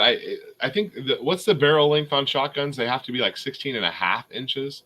But if it's imported, it has to be like 18 or something. Oh, 18.5. Yep, oh yeah. 18 and 16. I'm thinking rifles. Yeah, 18.5. But it's measured from the breech. But on some of them, you would see how people would maybe want to measure the barrel outside of the receiver. So like that's real tricky. If I were cutting one down, I would make sure it's plenty long. Yeah, and 18 inches is the minimum. That's why they go 18.5, just based on whose tape measure they're using. Yeah. Some DeWalt one versus some Milwaukee one. We don't want any discrepancies here. Meanwhile, with Shockwave and Henry Axe are okay. Exactly. That's Shockwave. I've never shot one, but it looks kind of scary. Yeah, I haven't either. I've not shot them either. Yeah, a lot to hold on to. Okay, so I'm thinking about that. Thinking about that Glock versus High. These are a couple of good ideas. We might see this for an April and a May and a June project here. If I just put these 3 projects on my list, the cheap Glock, the 9mm 16-inch rifle, and then the trash to treasure, or maybe a contractor style, home defense style 5.56 could be an option too. Okay, all right. Well, that's good. Thanks for the help, guys. Yep. High quality ideas here in our little focus group. Kind of ideas full of it. You know, sometimes they're full of ideas. Full of it. Fantastic. Okay, anyone else you got any other topics for us here? We learned about spray painting. We talked about red flag laws. We figured out the college situation and tried to send everybody to a trade school. And you guys helped me figure out my next project. So successful successful evening here. Well, and likewise, I've got several of them sitting on the bench that need to be assembled. That 8.6 of mine is still about 50%. What are you missing? Kind of, yeah, have shuffled priorities around a little bit. What are you Ambition. missing to finish your 8.6? Well, I'm sorry. Say it Just cut the out. ambition. Oh, the ambition. You got everything The put together. ambition. You're ready to go. To finish it. Okay. Yeah. Do you have any ammo I've got for it? everything. Yeah. I've got powder. I've got bullets. I've got the barrel. I haven't bought any ammo, but I've got enough components to build ammo. Okay. Today or this weekend's project was going to be building a way to trap bullets, specifically 8.6, because I hear those will skip out through water jugs and disappear into the Texas landscape. Yes, they do. Yeah. So, with your little ricochet sound, pretty wicked. So for $15 worth of pieces that I had laying around the garage, I think I've came up with a solution for catching bullets. So like in your shop, we'll have to put that together. What's that? Like a inside the shop gun store style bullet trap? No, not really that, but something that you can put outside that's better than just a series of milk jugs. Okay. Yep. But I want to try that. I know two people that do have the in-shop bullet traps, but you're not going to retrieve the bullets out of those too easily, and you're going to beat them up. So you're on the right path of trying to catch it in water, to be able to see the expansion and grab one with the petals that open. I need to just get myself some gel. That gel's expensive. When you see all these guys that have those gel in their video, I mean, some of those are like $80 a piece, depending on how long they are. Your name. Those guys get them for free, so. Well, you don't get them for free when you hit 20K. I can tell you that. No. Then they get all the, like the skeleton looking ones and with the blood. Those are real expensive. I Googled those. I was like, holy cow. Yeah. Right. Your name is correct here. It's a 6.5 Creedmoor that is puffed out to accept the 338 bullet. You got to chop it and pop it to get it to fit the big old 338 in there. Yeah, if you watch Eaglerun's videos, you'd know that right now. Got a lot of videos out there for you. Your name, you can learn all about it. There's even the short ones in case your attention span is only about 45 seconds. I've got videos for you on the same topic there as well. No disrespect. Yeah. I've seen him in the channel before. He seems like a good dude. Tools and Targets channel always has the coolest gel. Oh, the clearest gel. So there's I think Hootie Who was talking about this because I think he tried to mix up some of his own gel and like you couldn't see through it, and then someone sent him some and it was like really clear. But like if it traveled and it got too hot when it was traveling, that the gel wasn't coming out clear. He was talking about this, but it could be that they're making their own gel so they can control the temperatures, I believe, so that they don't get dark. So, the gel, if it's not clear, it's kind of not worth having. Other than I guess you could still get there's another Michigan guy that Sam, the Revolver aficionado. He's got a video out there of his ballistic gelatin, how he cuts out the lead, cuts out chops the gelatin back into small little pieces of gelatin, and then I drop out again. Am I back? Yeah, you're back. He like recycles it. Nope. And you're gone again. Frozen again. We lost him. MC is held hostage. There he is. He's back. You just got to put another quarter in that machine and keep it running. I threw another handful of quarters in. I blame Whitmer. Yeah, Gretchen heard you talking and greedy Gretchen wants all of her bandwidth. Turned your internet off. Okay, so he chops up the gelatin and reuses it. Is that what you're saying? Yep. Yeah. And so depending on how good of a job you are with removing the bullet fragments and the lead out of it, kind of determines how clear the gelatin's going to turn out when you're done. Okay. And yep. So Interesting. yeah, there's different videos and different low-tech ways of doing it. And the ballistic gelatin is just a controlled means of doing testing. It's not really real world. Back when I did a lot of residential furnace work, I would take the furnaces out and then just shoot them with different guns, 380 ACPs all the way up to SKSs. And you go out different 300, 400, 500 yards, and you can see the bullet performance as it goes through that steel, as it opens up, going through each one of the sections of a furnace. You can do the same thing with pieces of 22 gauge, 24 gauge, or even 10 gauge sheet metal. Having, access to working at a sheet metal shop, comes in handy with all the drops and the scraps that we have. You just, of course, want to make sure that you distance yourself far enough away from the steel so that you don't end up with any spall coming back at you. Yeah. Yes. I was at I used to be a member of a private range down the road here, and I'd like to get back out there again, because they have a hot range where you just kind of go up and the next guy says whatever, and you can set your targets up, you can shoot whatever you want. And I remember one day another guy next to me, I guess, was a little bit of an angle, and I got hit in the shoulder by a unbelievably light piece, tiny piece of fragment. And it was shocking to me how hard it hit me versus how big it was and what it weighed. Like, yeah. I mean, it was shocking how hard that little piece of metal hit me. And of course, it didn't even cut my jacket or whatever. It didn't even cut me, but it was so much force for such a lightweight flake of metal. Right. I'm like, wow, that just, man, that was the ricochet was pretty traumatic. I'm like, man, that's shocking how hard it hit me.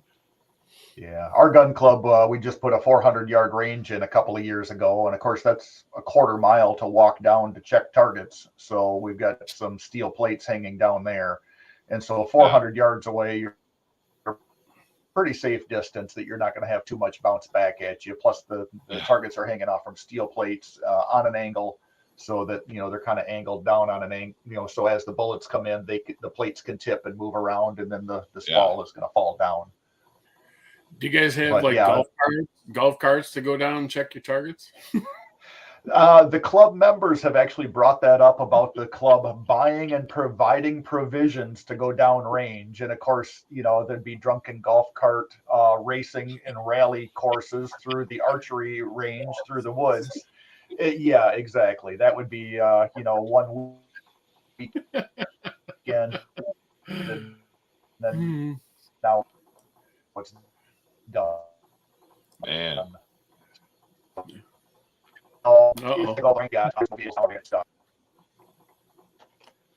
But yeah, normally if it's dry, we've got the range crowned enough that you can just drive a vehicle down there and set targets.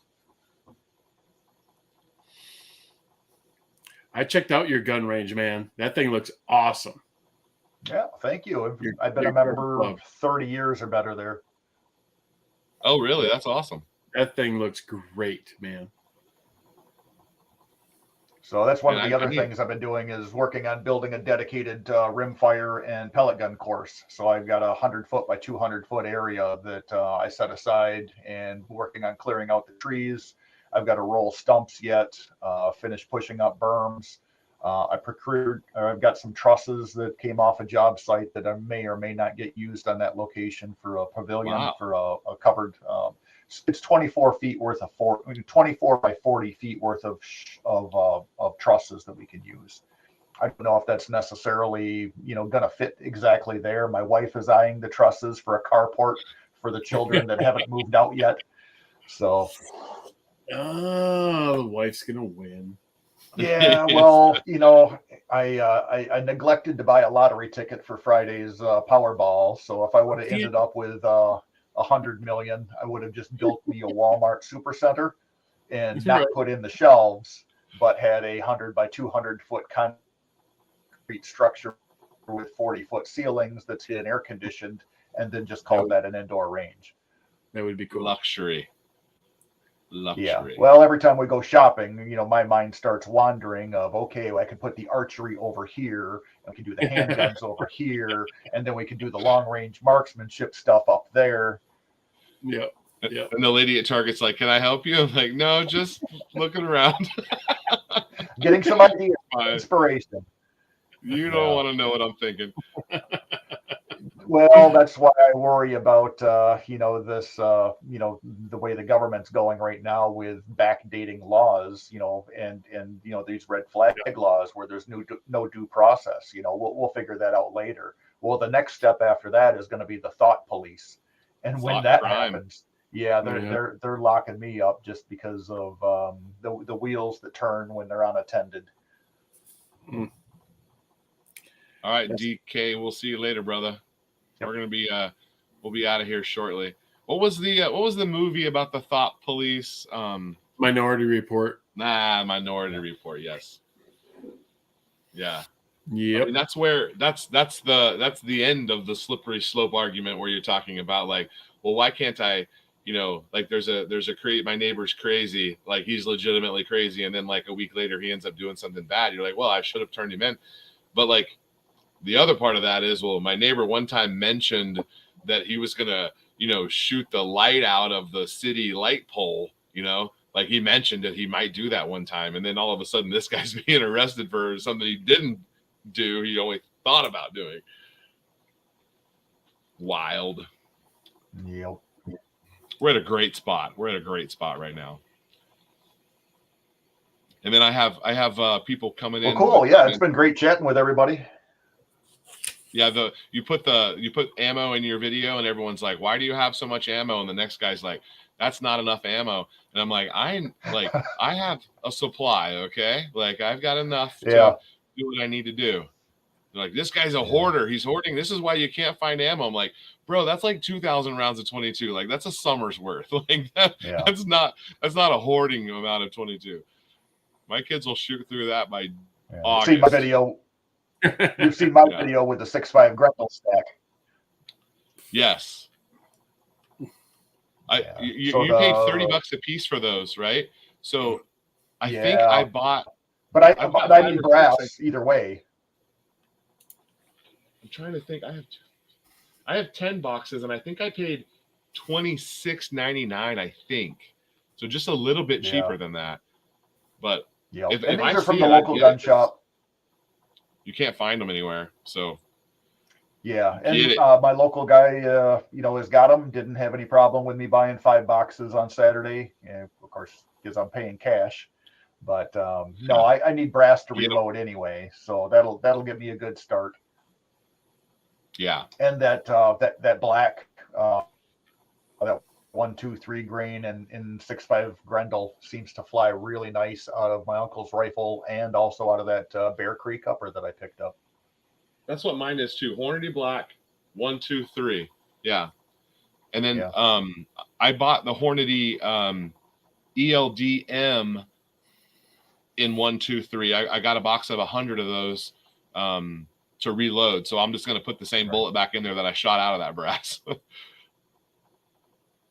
Yeah, and I haven't worked out which powder I want to use for that yet. I've still got to do some load testing and get some ladder testing with that. I got some ideas from Bending Ballistics on where to start at anyway with the ladders for the Grendel. So yeah, but I got to empty out the factory cartridges first. Yeah, he's helped me a ton. I'm considering switching my Dillon out. Yeah. I haven't reloaded definitely since I double charged or whatever I did to that A6 Blackout, whatever I did to it. I'm thinking about MC froze.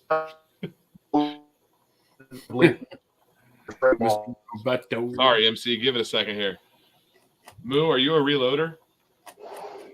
I reloaded 20 gauge and 12 gauge like 25 years ago. Right. I sold my Mech Junior and I haven't.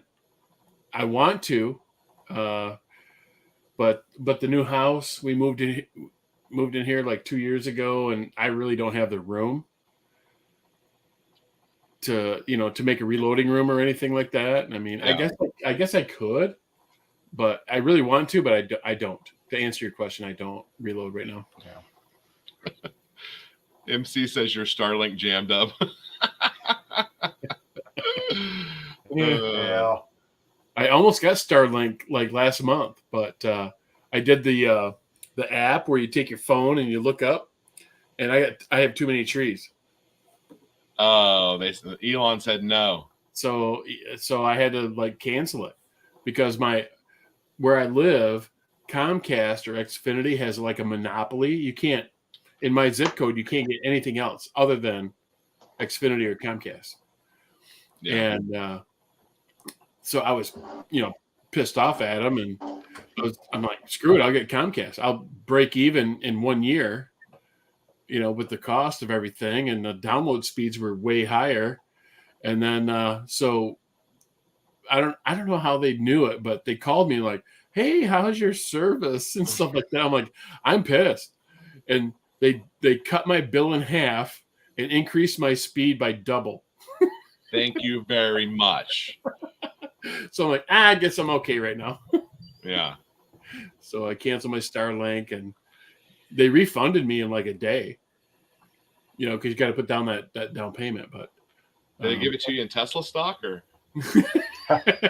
in shitcoin? Yeah. You got Dogecoin for yours? That's what I should have said. That's what I should have said. No, it was real dollars. Whatever. No, my sister actually invested in Dogecoin when that first came out, threw a couple of grand in it, rolled it up to about 90,000+, cashed in, and bought a Tesla Y. Nice. But good for her. I did real good with Dogecoin. I didn't drop 90, didn't make 90K, but I did pretty well on Dogecoin. Nice. Yeah, she's the exception to the rule. She typically comes out smelling like roses. I get the opposite. Is it Nancy Pelosi? Is that who it is? No. Oh. Yeah, what powder does Normalizer's here? Well, I think that's Normalizer's first post. I didn't know he was here. 86 likes a couple different things, mostly the accurate 1680, but you can use CFE BLK or Reloader 10X. A couple other choices you can go with, but please stick to published load data, Mr. Normalizer. Do not put in what someone said on Facebook or on hey, Roots and Rizo's here. What's up, buddy? Roots. So I'm thinking about he made 7K on Dogecoin. Man, I think I made like 4 or 5K. You guys all did better than me. I thought I did good. So where did that go? No, lately my only investments are in brass and lead, primers, gunpowder, durable goods. I've got friends grabbing silver and small gold and in odds and ends. I'm like, if the economy crashes, the next currency won't be Chinese, it won't be Russian, it's going to be 9mm. Yeah. So I'm going to keep the Dylan to run 9mm. Yeah, that's what I'm gonna keep it for. But I think I'm gonna try to get with Area 419 and get that rotary 419. I'm in love with that thing. I use just a single stage press for my rifle cases, and then my Dylan gets the straight walled.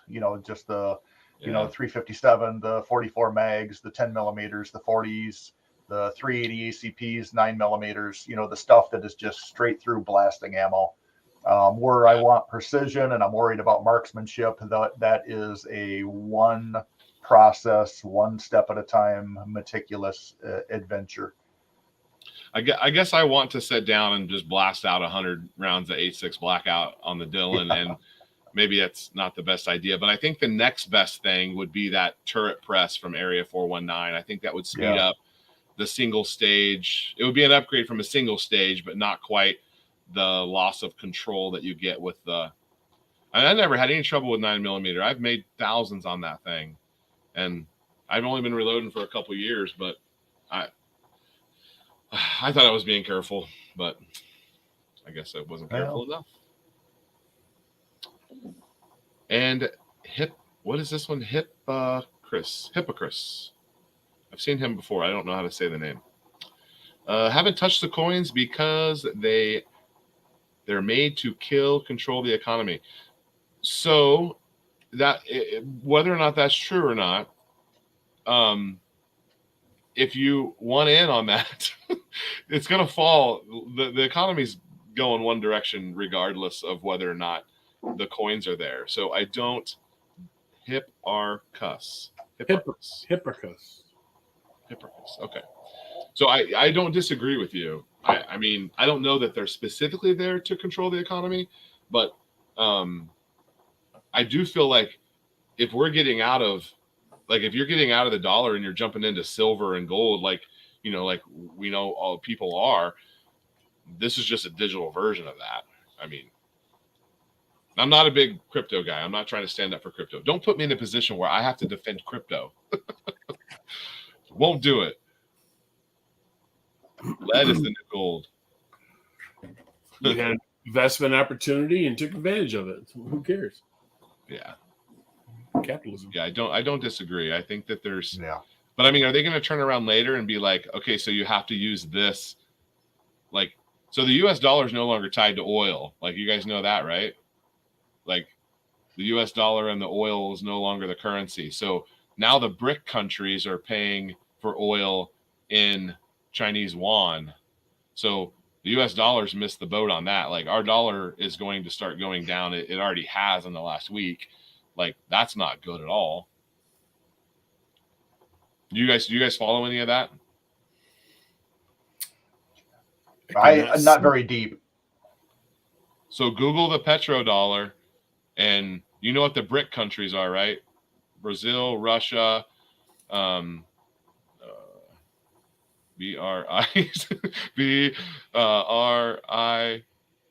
What is the I? Must be, is it Probably India? Italy. Oh, India, maybe. India, because Italy's EU. And I don't Indonesia. remember. They're a NATO country, so they're not BRIC. But Brazil, Russia. Anyway, Google the petrodollar. Look at Iran. There it is. Thank you, Emmy. Russia, Iran. China, Iran, Brazil, and there's another one. But they're all now paying for oil in Chinese yuan. And they used to have to use the U.S. dollar, and no, they are no longer using the U.S. dollar. Oh, you know, I did hear that last week. Yep. Yeah, that just happened, and it's already had an effect on our oil prices, our gas prices at the pump, already having an effect. Yeah, roots and rhinos there. My uncle or my cousin or brother-in-law that we built that equipment barn, now he's transitioned into building chicken coops. So he's using the rough sawn barn or wood. He's got some of the leftover steel, putting the tops on those, and so he's trying to jump in on this chicken craze. Well, Roots and Rizos is in on the chicken craze, and he's going to pay for his new Dodge pickup and eggs. Okay, so back to this with Hipparchus. If you're getting out of the dollar, you're giving your financial sovereignty to whoever makes the alternatives. Man, I don't disagree with you, but I don't. You guys have a comment on this? Do we really have any sovereignty when we don't have any borders? I mean, I guess you could say that, or you could also say that, like if I'm not necessarily, I mean, I'm an American, obviously, but like, I'm not. I don't know, Hypocrite, you're making me think of hard things here. I don't disagree with you, but I also think that there's more to it than that, and I don't necessarily. I've had some anarchist stuff in my mind since I've moved to Texas, because like I don't fly an American flag at my house. I fly a Texas flag at my house. Like it's been that way for the last 20 years. And not that I've given up on the U.S. Like I am 100% bought into the American dream and all that. I'm not out on that at all. But I also know that like we're not really the ones, we the people are not the ones who are running it. So oh, we just got real dark on this, guys. Let's Well, we're the one that finances it though. Yeah, it's our tax dollars, right? Yep. Okay, so he's going to pay for his truck with eggs. I think that's. I was reading I love the books that are like post-apocalyptic survival books where there's an EMP or some sort of thing that happens. I love those books. And there's a book I just finished. This guy works at a tire shop, and it's like 24 hours before the EMP drops in before the EMP goes off, and the economy is already real bad. And he sells a set of tires to this truck driver, and the truck driver pays him. He gets like 50 gallons of gasoline and 12 chicken breasts for these tires. And I'm like, man, that's so yikes. I don't want to think about that. Like unrefrigerated chicken breast coming in for your tires. Like, oh, put that on the grill right now. We're not that slimy. Yeah. See, I don't disagree with this. In fact, I even made moves with my company where I purposefully did not take on a couple of projects that would have left me a little bit skinny financially, even though long term they would have been good for my company. So I'm growing very conservatively and very small. I'm not picking big leaps. Like 2 years ago, 5 years ago, some of the times I've been like, boom, we're all in on this and it's going to make a bunch of money, but it's not going to make a bunch of money for a couple of years.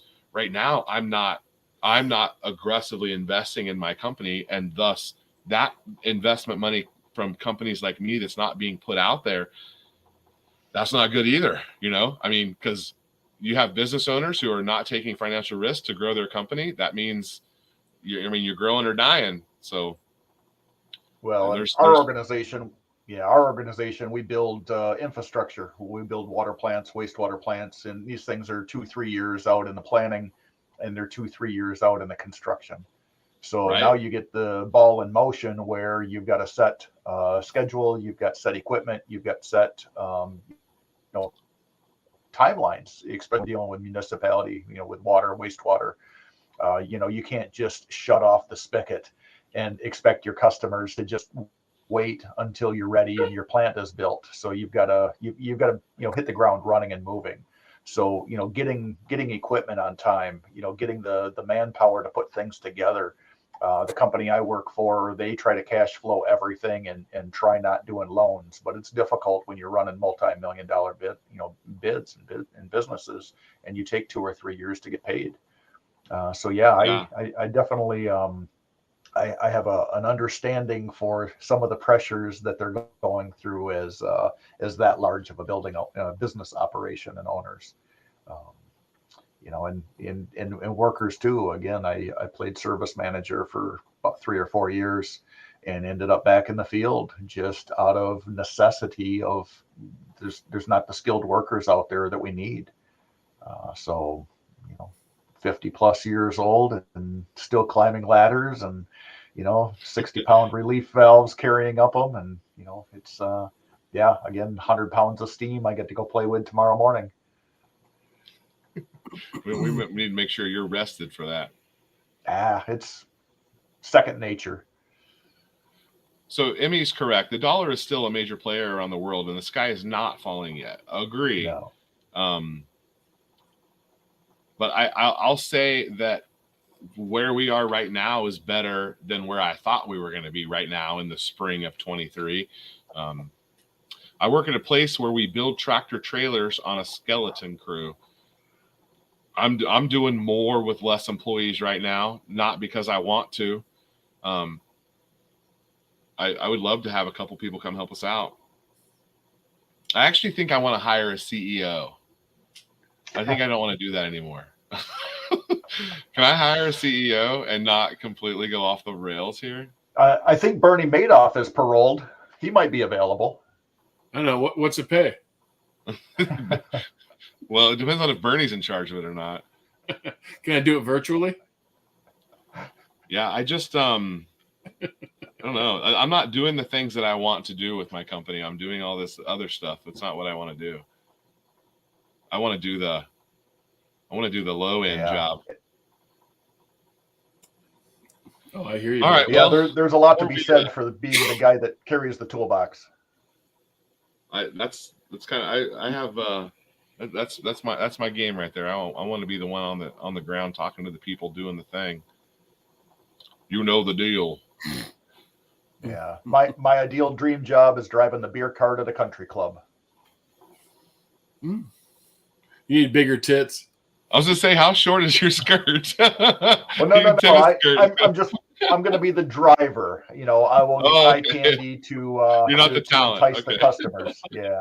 Nope. I'm just going to be the the sober, responsible beer cart driver that doesn't put the thing into the drink. You have $4 in tips every day. No, we'll get some attractive person working out of college to help sell. Now you're thinking. We got Emmy fired up over here. Look at him. He's laughing at us. Okay, so when you're driving, like I'm driving around in the summertime, and I see these guys working on these lawn care rigs, and they're they're working hard. They're mowing lawns, and then you pull into the gas station, and they're hanging out in the parking lot under a tree, eating their lunch. You know, and I have jealousy. I have legit jealousy.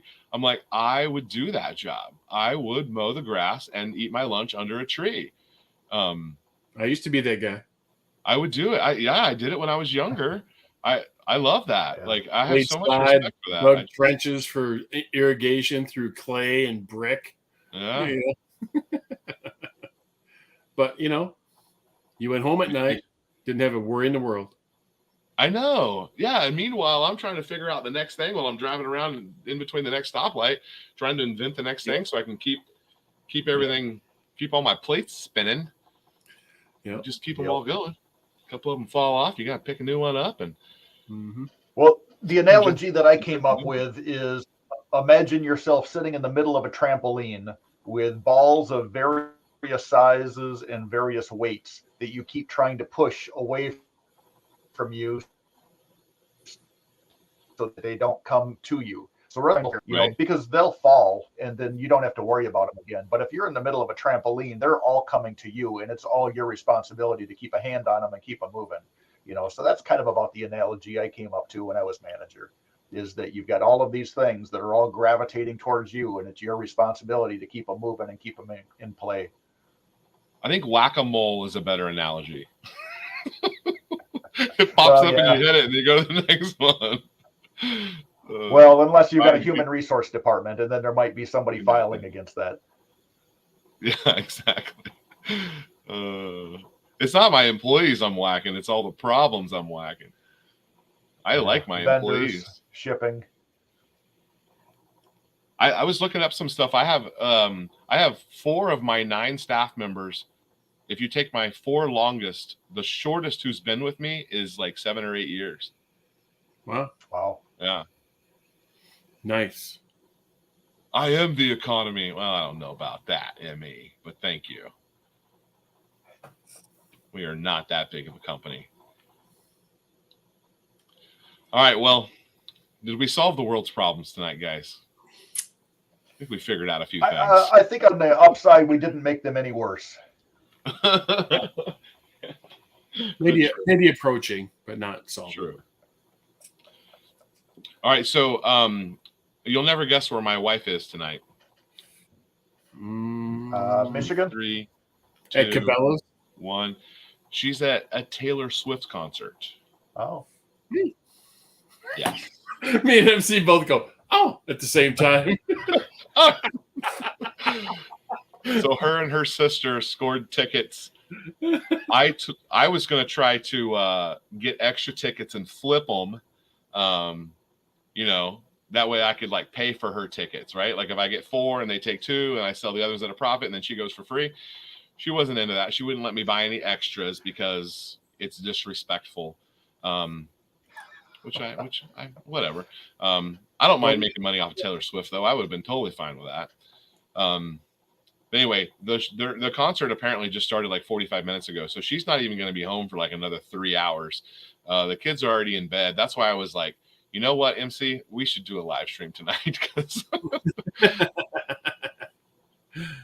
Yeah. It's just Well, us. well played. Yeah. Well played. All right. Well, Two Life Moo, do you Well, have a appreciate you channel or an inviting. Instagram or what's up with your do you make videos? I have not been on your channel. No, I've got like 3 videos up. I don't do anything. Okay, so you're not a Later, channel Kurt. maker. You're just I'm in the not- community. I'm not a content creator. I just jump on live streams and create colorful commentary. Okay, so you help other people with their live streams with your wit and your not. Okay, I think well, you so. are welcome back anytime. I've sent you Okay. my information, so we have contact information with each other. And MC and I have been talking and texting and emailing for maybe 6 months or a year, maybe. Has it been that long? MC, are you frozen? I think he's frozen again. We lost him.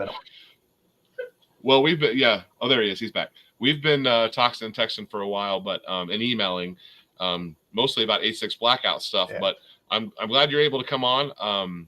This was your live stream debut, is that right? For me? Ever live. Yes. I think MC's first ever live stream. He was a rookie. Rookie. He's All right, anyway, we'll see you later. Well, yep, I had to get the showroom built first. That's right. You're prime now for some live streams. You need to do some of your own. Have us come on your show. Yeah, we'll have to figure out how to do dual streaming. He's got the good background there. He's right set up for live streaming. Yep. Prime background. You're all set. Yeah, well, we got the tool bench sitting over here, so that's a little more cluttered versus the workbench that's over there. I dig it, man. But it looks good.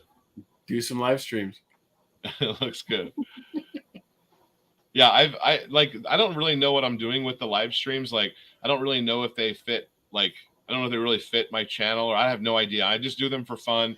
I try to interview some of these people at these companies who I can learn something from and share that information with everybody. Tonight was just more of a Q&A hangout, but in the future, I've got I have Shogun Customs coming on. He does all the stippling for like Glock frames, all that polymer stippling. A freaking artist. He's coming on here in a couple of weeks. And then are you familiar with Marine Gun Builder, MGB? Oh, yeah. You guys heard of him? I don't think so. So he's like the god of the P80 building stuff. Like, he's the one who really made people like take it seriously, be a craftsman, polish your stuff, sand it, wet sand it, like make it perfect. And I realized that I was not putting enough effort into the first couple of ones that I built by watching his stuff. I should have watched his videos before I did mine.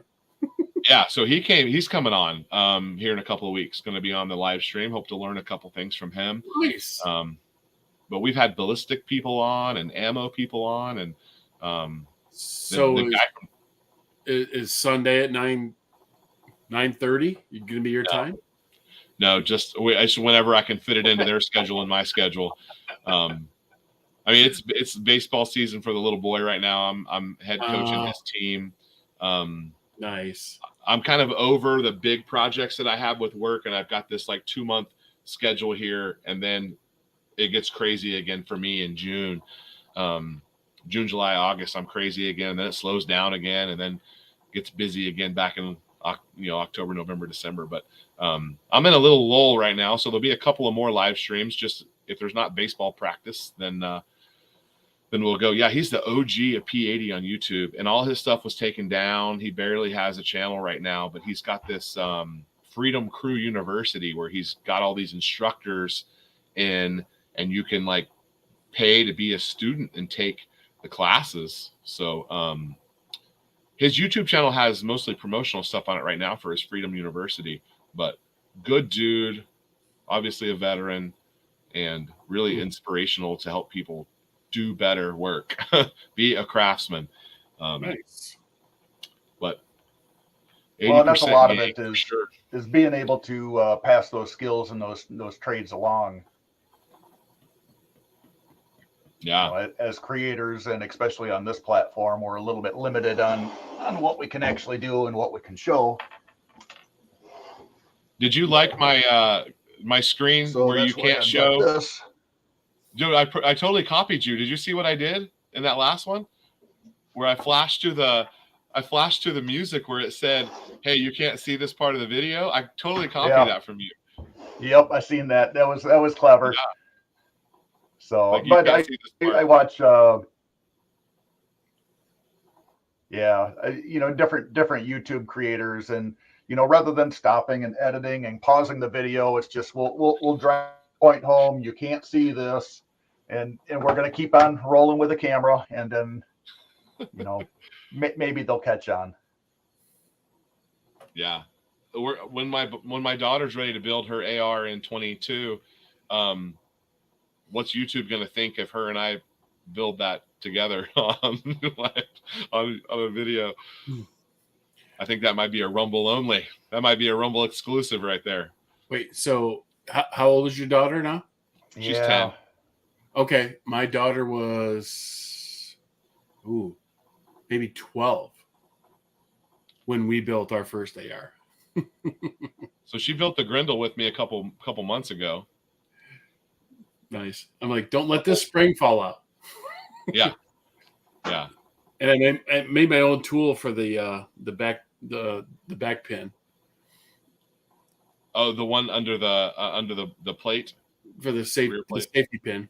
Yeah. That one will pop out on you. Yeah, I tried getting my kids to help change the oil today, and couldn't even do that. Well, see, my daughter, she loves like learning how to do, like I changed her brakes, and she's like, I want to learn how to do it. I want to see it. And then she in her car that I bought her, she's got an oil pressure sensor that keeps throwing a code. And she's like, let me see how to do that. And so I'm like, unplug this. We got the 23 millimeter socket, she's like, awesome. Let me do it, And she wants to know how to do everything. See, but my kids have come to the conclusion that they asked to want to make sure that I did, they want to work back there. It'll work. Yeah, my kids would want to be seeing that the work was done and that there weren't any spare pieces laying around. Yeah. Trust but verify. Exactly. Now, you did put the oil back in, right? Oh yeah, yep. That's a key spot right there. Okay, so Two Live Moo doesn't have any socials to share, but MC, if someone could put a link for MC over in the comments, he's got a nice little channel. You've actually been growing pretty well. Yeah, I'm not a mod. We're up to a little over 1,000 subs. So there you go. You're gonna get monetized. You got the watch out routine? I'm thinking not. You gotta not turn it on. No. Yeah. I went ahead and turned on my little reloading channel. I'm sorry. Go ahead. I cut over you. Yeah. I'm kind of leaning towards if I were to try to do anything monetized, roll it off script. Go with a YouTube, or do keep this platform. So if it gets taken away, if it gets demonetized, if it gets shut down, it's no financial loss. Run everything off to a website. If I were to do something, gears, patches, whatever, take that to another platform. Use this as the billboard. Use this as the advertisement. Use this as the net, I guess, to collect the interest, and then redirect the stream into a different location. If I were looking to do anything financially off from it. Initially, being just a little over 50 years old right now, this was kind of a a rough draft or a trial run, something to do when I get into retirement age. If I retire Yeah. early, can I have enough of a following? Can I have enough creativity built up? Can I have enough ideas rolling that, I can sustain this? And, if I can roll a income or I don't know if it would necessarily be an income, but if I could roll a break even with it to Right. perpetuate the concept and the ideas, then I think that's kind of every YouTube creator's ambition is we're kind of going to do this anyway, and I think YouTube knows that and plays that to their advantage. And then about the time you get huge and monetized, then they'll go backwards. They'll find something that they didn't like with your stream, with your channels. They'll yank the rug out from underneath you, and you'll start all over again. Unfortunately, I've seen that play out way too many times with too many different people. Well, it's been 6 months since I've had a strike. So I've been doing I've been doing just trying to get shout out to CRS now with the plight that he's in. So I kind of been copying Flying Rich and DLD After Dark with grabbing audio bites, grabbing the sound clips and tagging that to a video. And then you can tag that, or you can follow the stream up backwards to the source. And then that should highlight what CRS is rolling through right now. You know what I find highly annoying? You made a ton of those videos. That was awesome. So it's been 6 months since I've had a strike on my channel, and usually whenever I start growing, I get a strike. But we added 10,000 subscribers in the month of March, and no strike. So if you can't see me at some point, follow me on Eagle Reloads. That's not a backup channel; it's the reloading channel. But should I get removed from YouTube, that's where I will be. Twitter and Instagram, Eaglerun23. You can find me there. And I noticed that two things that I noticed. Louder with Crowder. I don't know if you guys have watched him. He has made his own platform, and he brought on Mr. Guns and Gear. Did you see that? No way. No. Found that really interesting. So this is a platform alternative that's headed by Crowder, and he brought a gun guy on with him. So now you pay for your Mug Club membership, and you get content from those 3 or 4 guys. Kind of like what the Daily Wire did, where he brought on Michael Knowles and his other, whatever the other guy's name is, and so they're on the Daily Wire. If you watch a channel called Backfire TV, I don't know if you guys ever seen him. He's a Western shooter hunter guy. Has really interesting commentary on stuff. He's a retired attorney, but he's not an old guy. He might be younger than me, and he is starting Backfire TV. And so I emailed him and I was like, bro, can I get on the Backfire TV network? Like, I'll switch over. And so what's going to happen is people are, what I don't see happening is every single person you follow pay $3.99 a month on their individual website. But what I do see happening is people migrating to a Mug Club, a Daily Wire, a Backfire TV, and then those are your guys. Like, you pay that $9 a month, and those are your guys. Like, you no longer are on YouTube or whatever. So I don't know. I find that really interesting. I emailed him. He didn't email me back, but man, I would jump on Backfire TV for sure. Leave this YouTube world behind. Well, I look at the analyticals. I'm sure you look at your analyticals too of your viewership. How many are subscribed viewers, how many are unsubscribed viewers, and and even with the chat too of how many people are interacting with you that are subscribed versus unsubscribed, and there's just a lot of fish swimming past that stream, glancing at you, but not really sticking around. And even out of the subscribership with me, just a little over 1,000. I'm sure there's different interests that people have followed me in particular based on, maybe it's some of the building stuff, maybe it's some of the rifle stuff, maybe it's some of the pistol stuff, maybe it's some of the shotgun stuff. I've got a little bit of a diversity out there just to see, where it sticks. And then that way I'm not really stuck into just being this guy, it's all just going to be Right. pistols or all just going to be shotguns or whatever. It really literally could be almost anything. And so that keeps entertaining as well as diverse. But if you go back into the statistics and you're looking at where your viewers are coming from, at least from what YouTube is saying, that there's just a lot of people out there that, out of 40-some thousand views on one of my Beretta videos, I don't have 40,000 subscribers. It's just. So what's your percentage? What percentage is subscribed?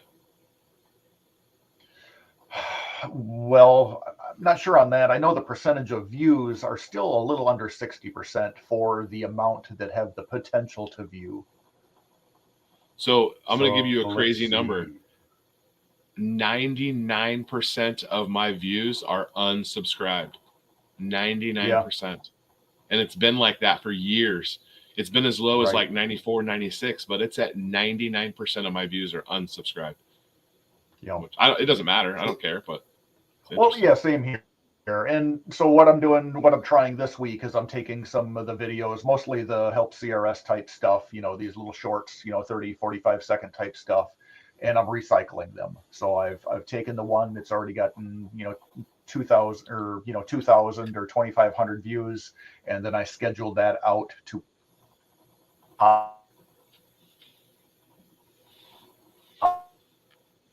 oh no, we lost him again. Different time of the week. So now I'm doing that to see what happens. Yeah. So. Okay. But, well, I don't know. It's kind of a touch and feel and try it out. I wonder who Miami's talking here. Sometimes life just gets in the way. Nothing personal. Yeah.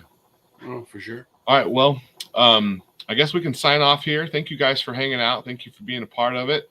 Thank you over in the chat for questions and comments. Hope to do it again with you guys sometime. You're welcome at any point. I'm going to sign off on the stream here. You guys hang out for 1 second, and I'll put you backstage. All right. Thank you guys for watching. Eaglerun23. We'll see you next time. It always takes so much longer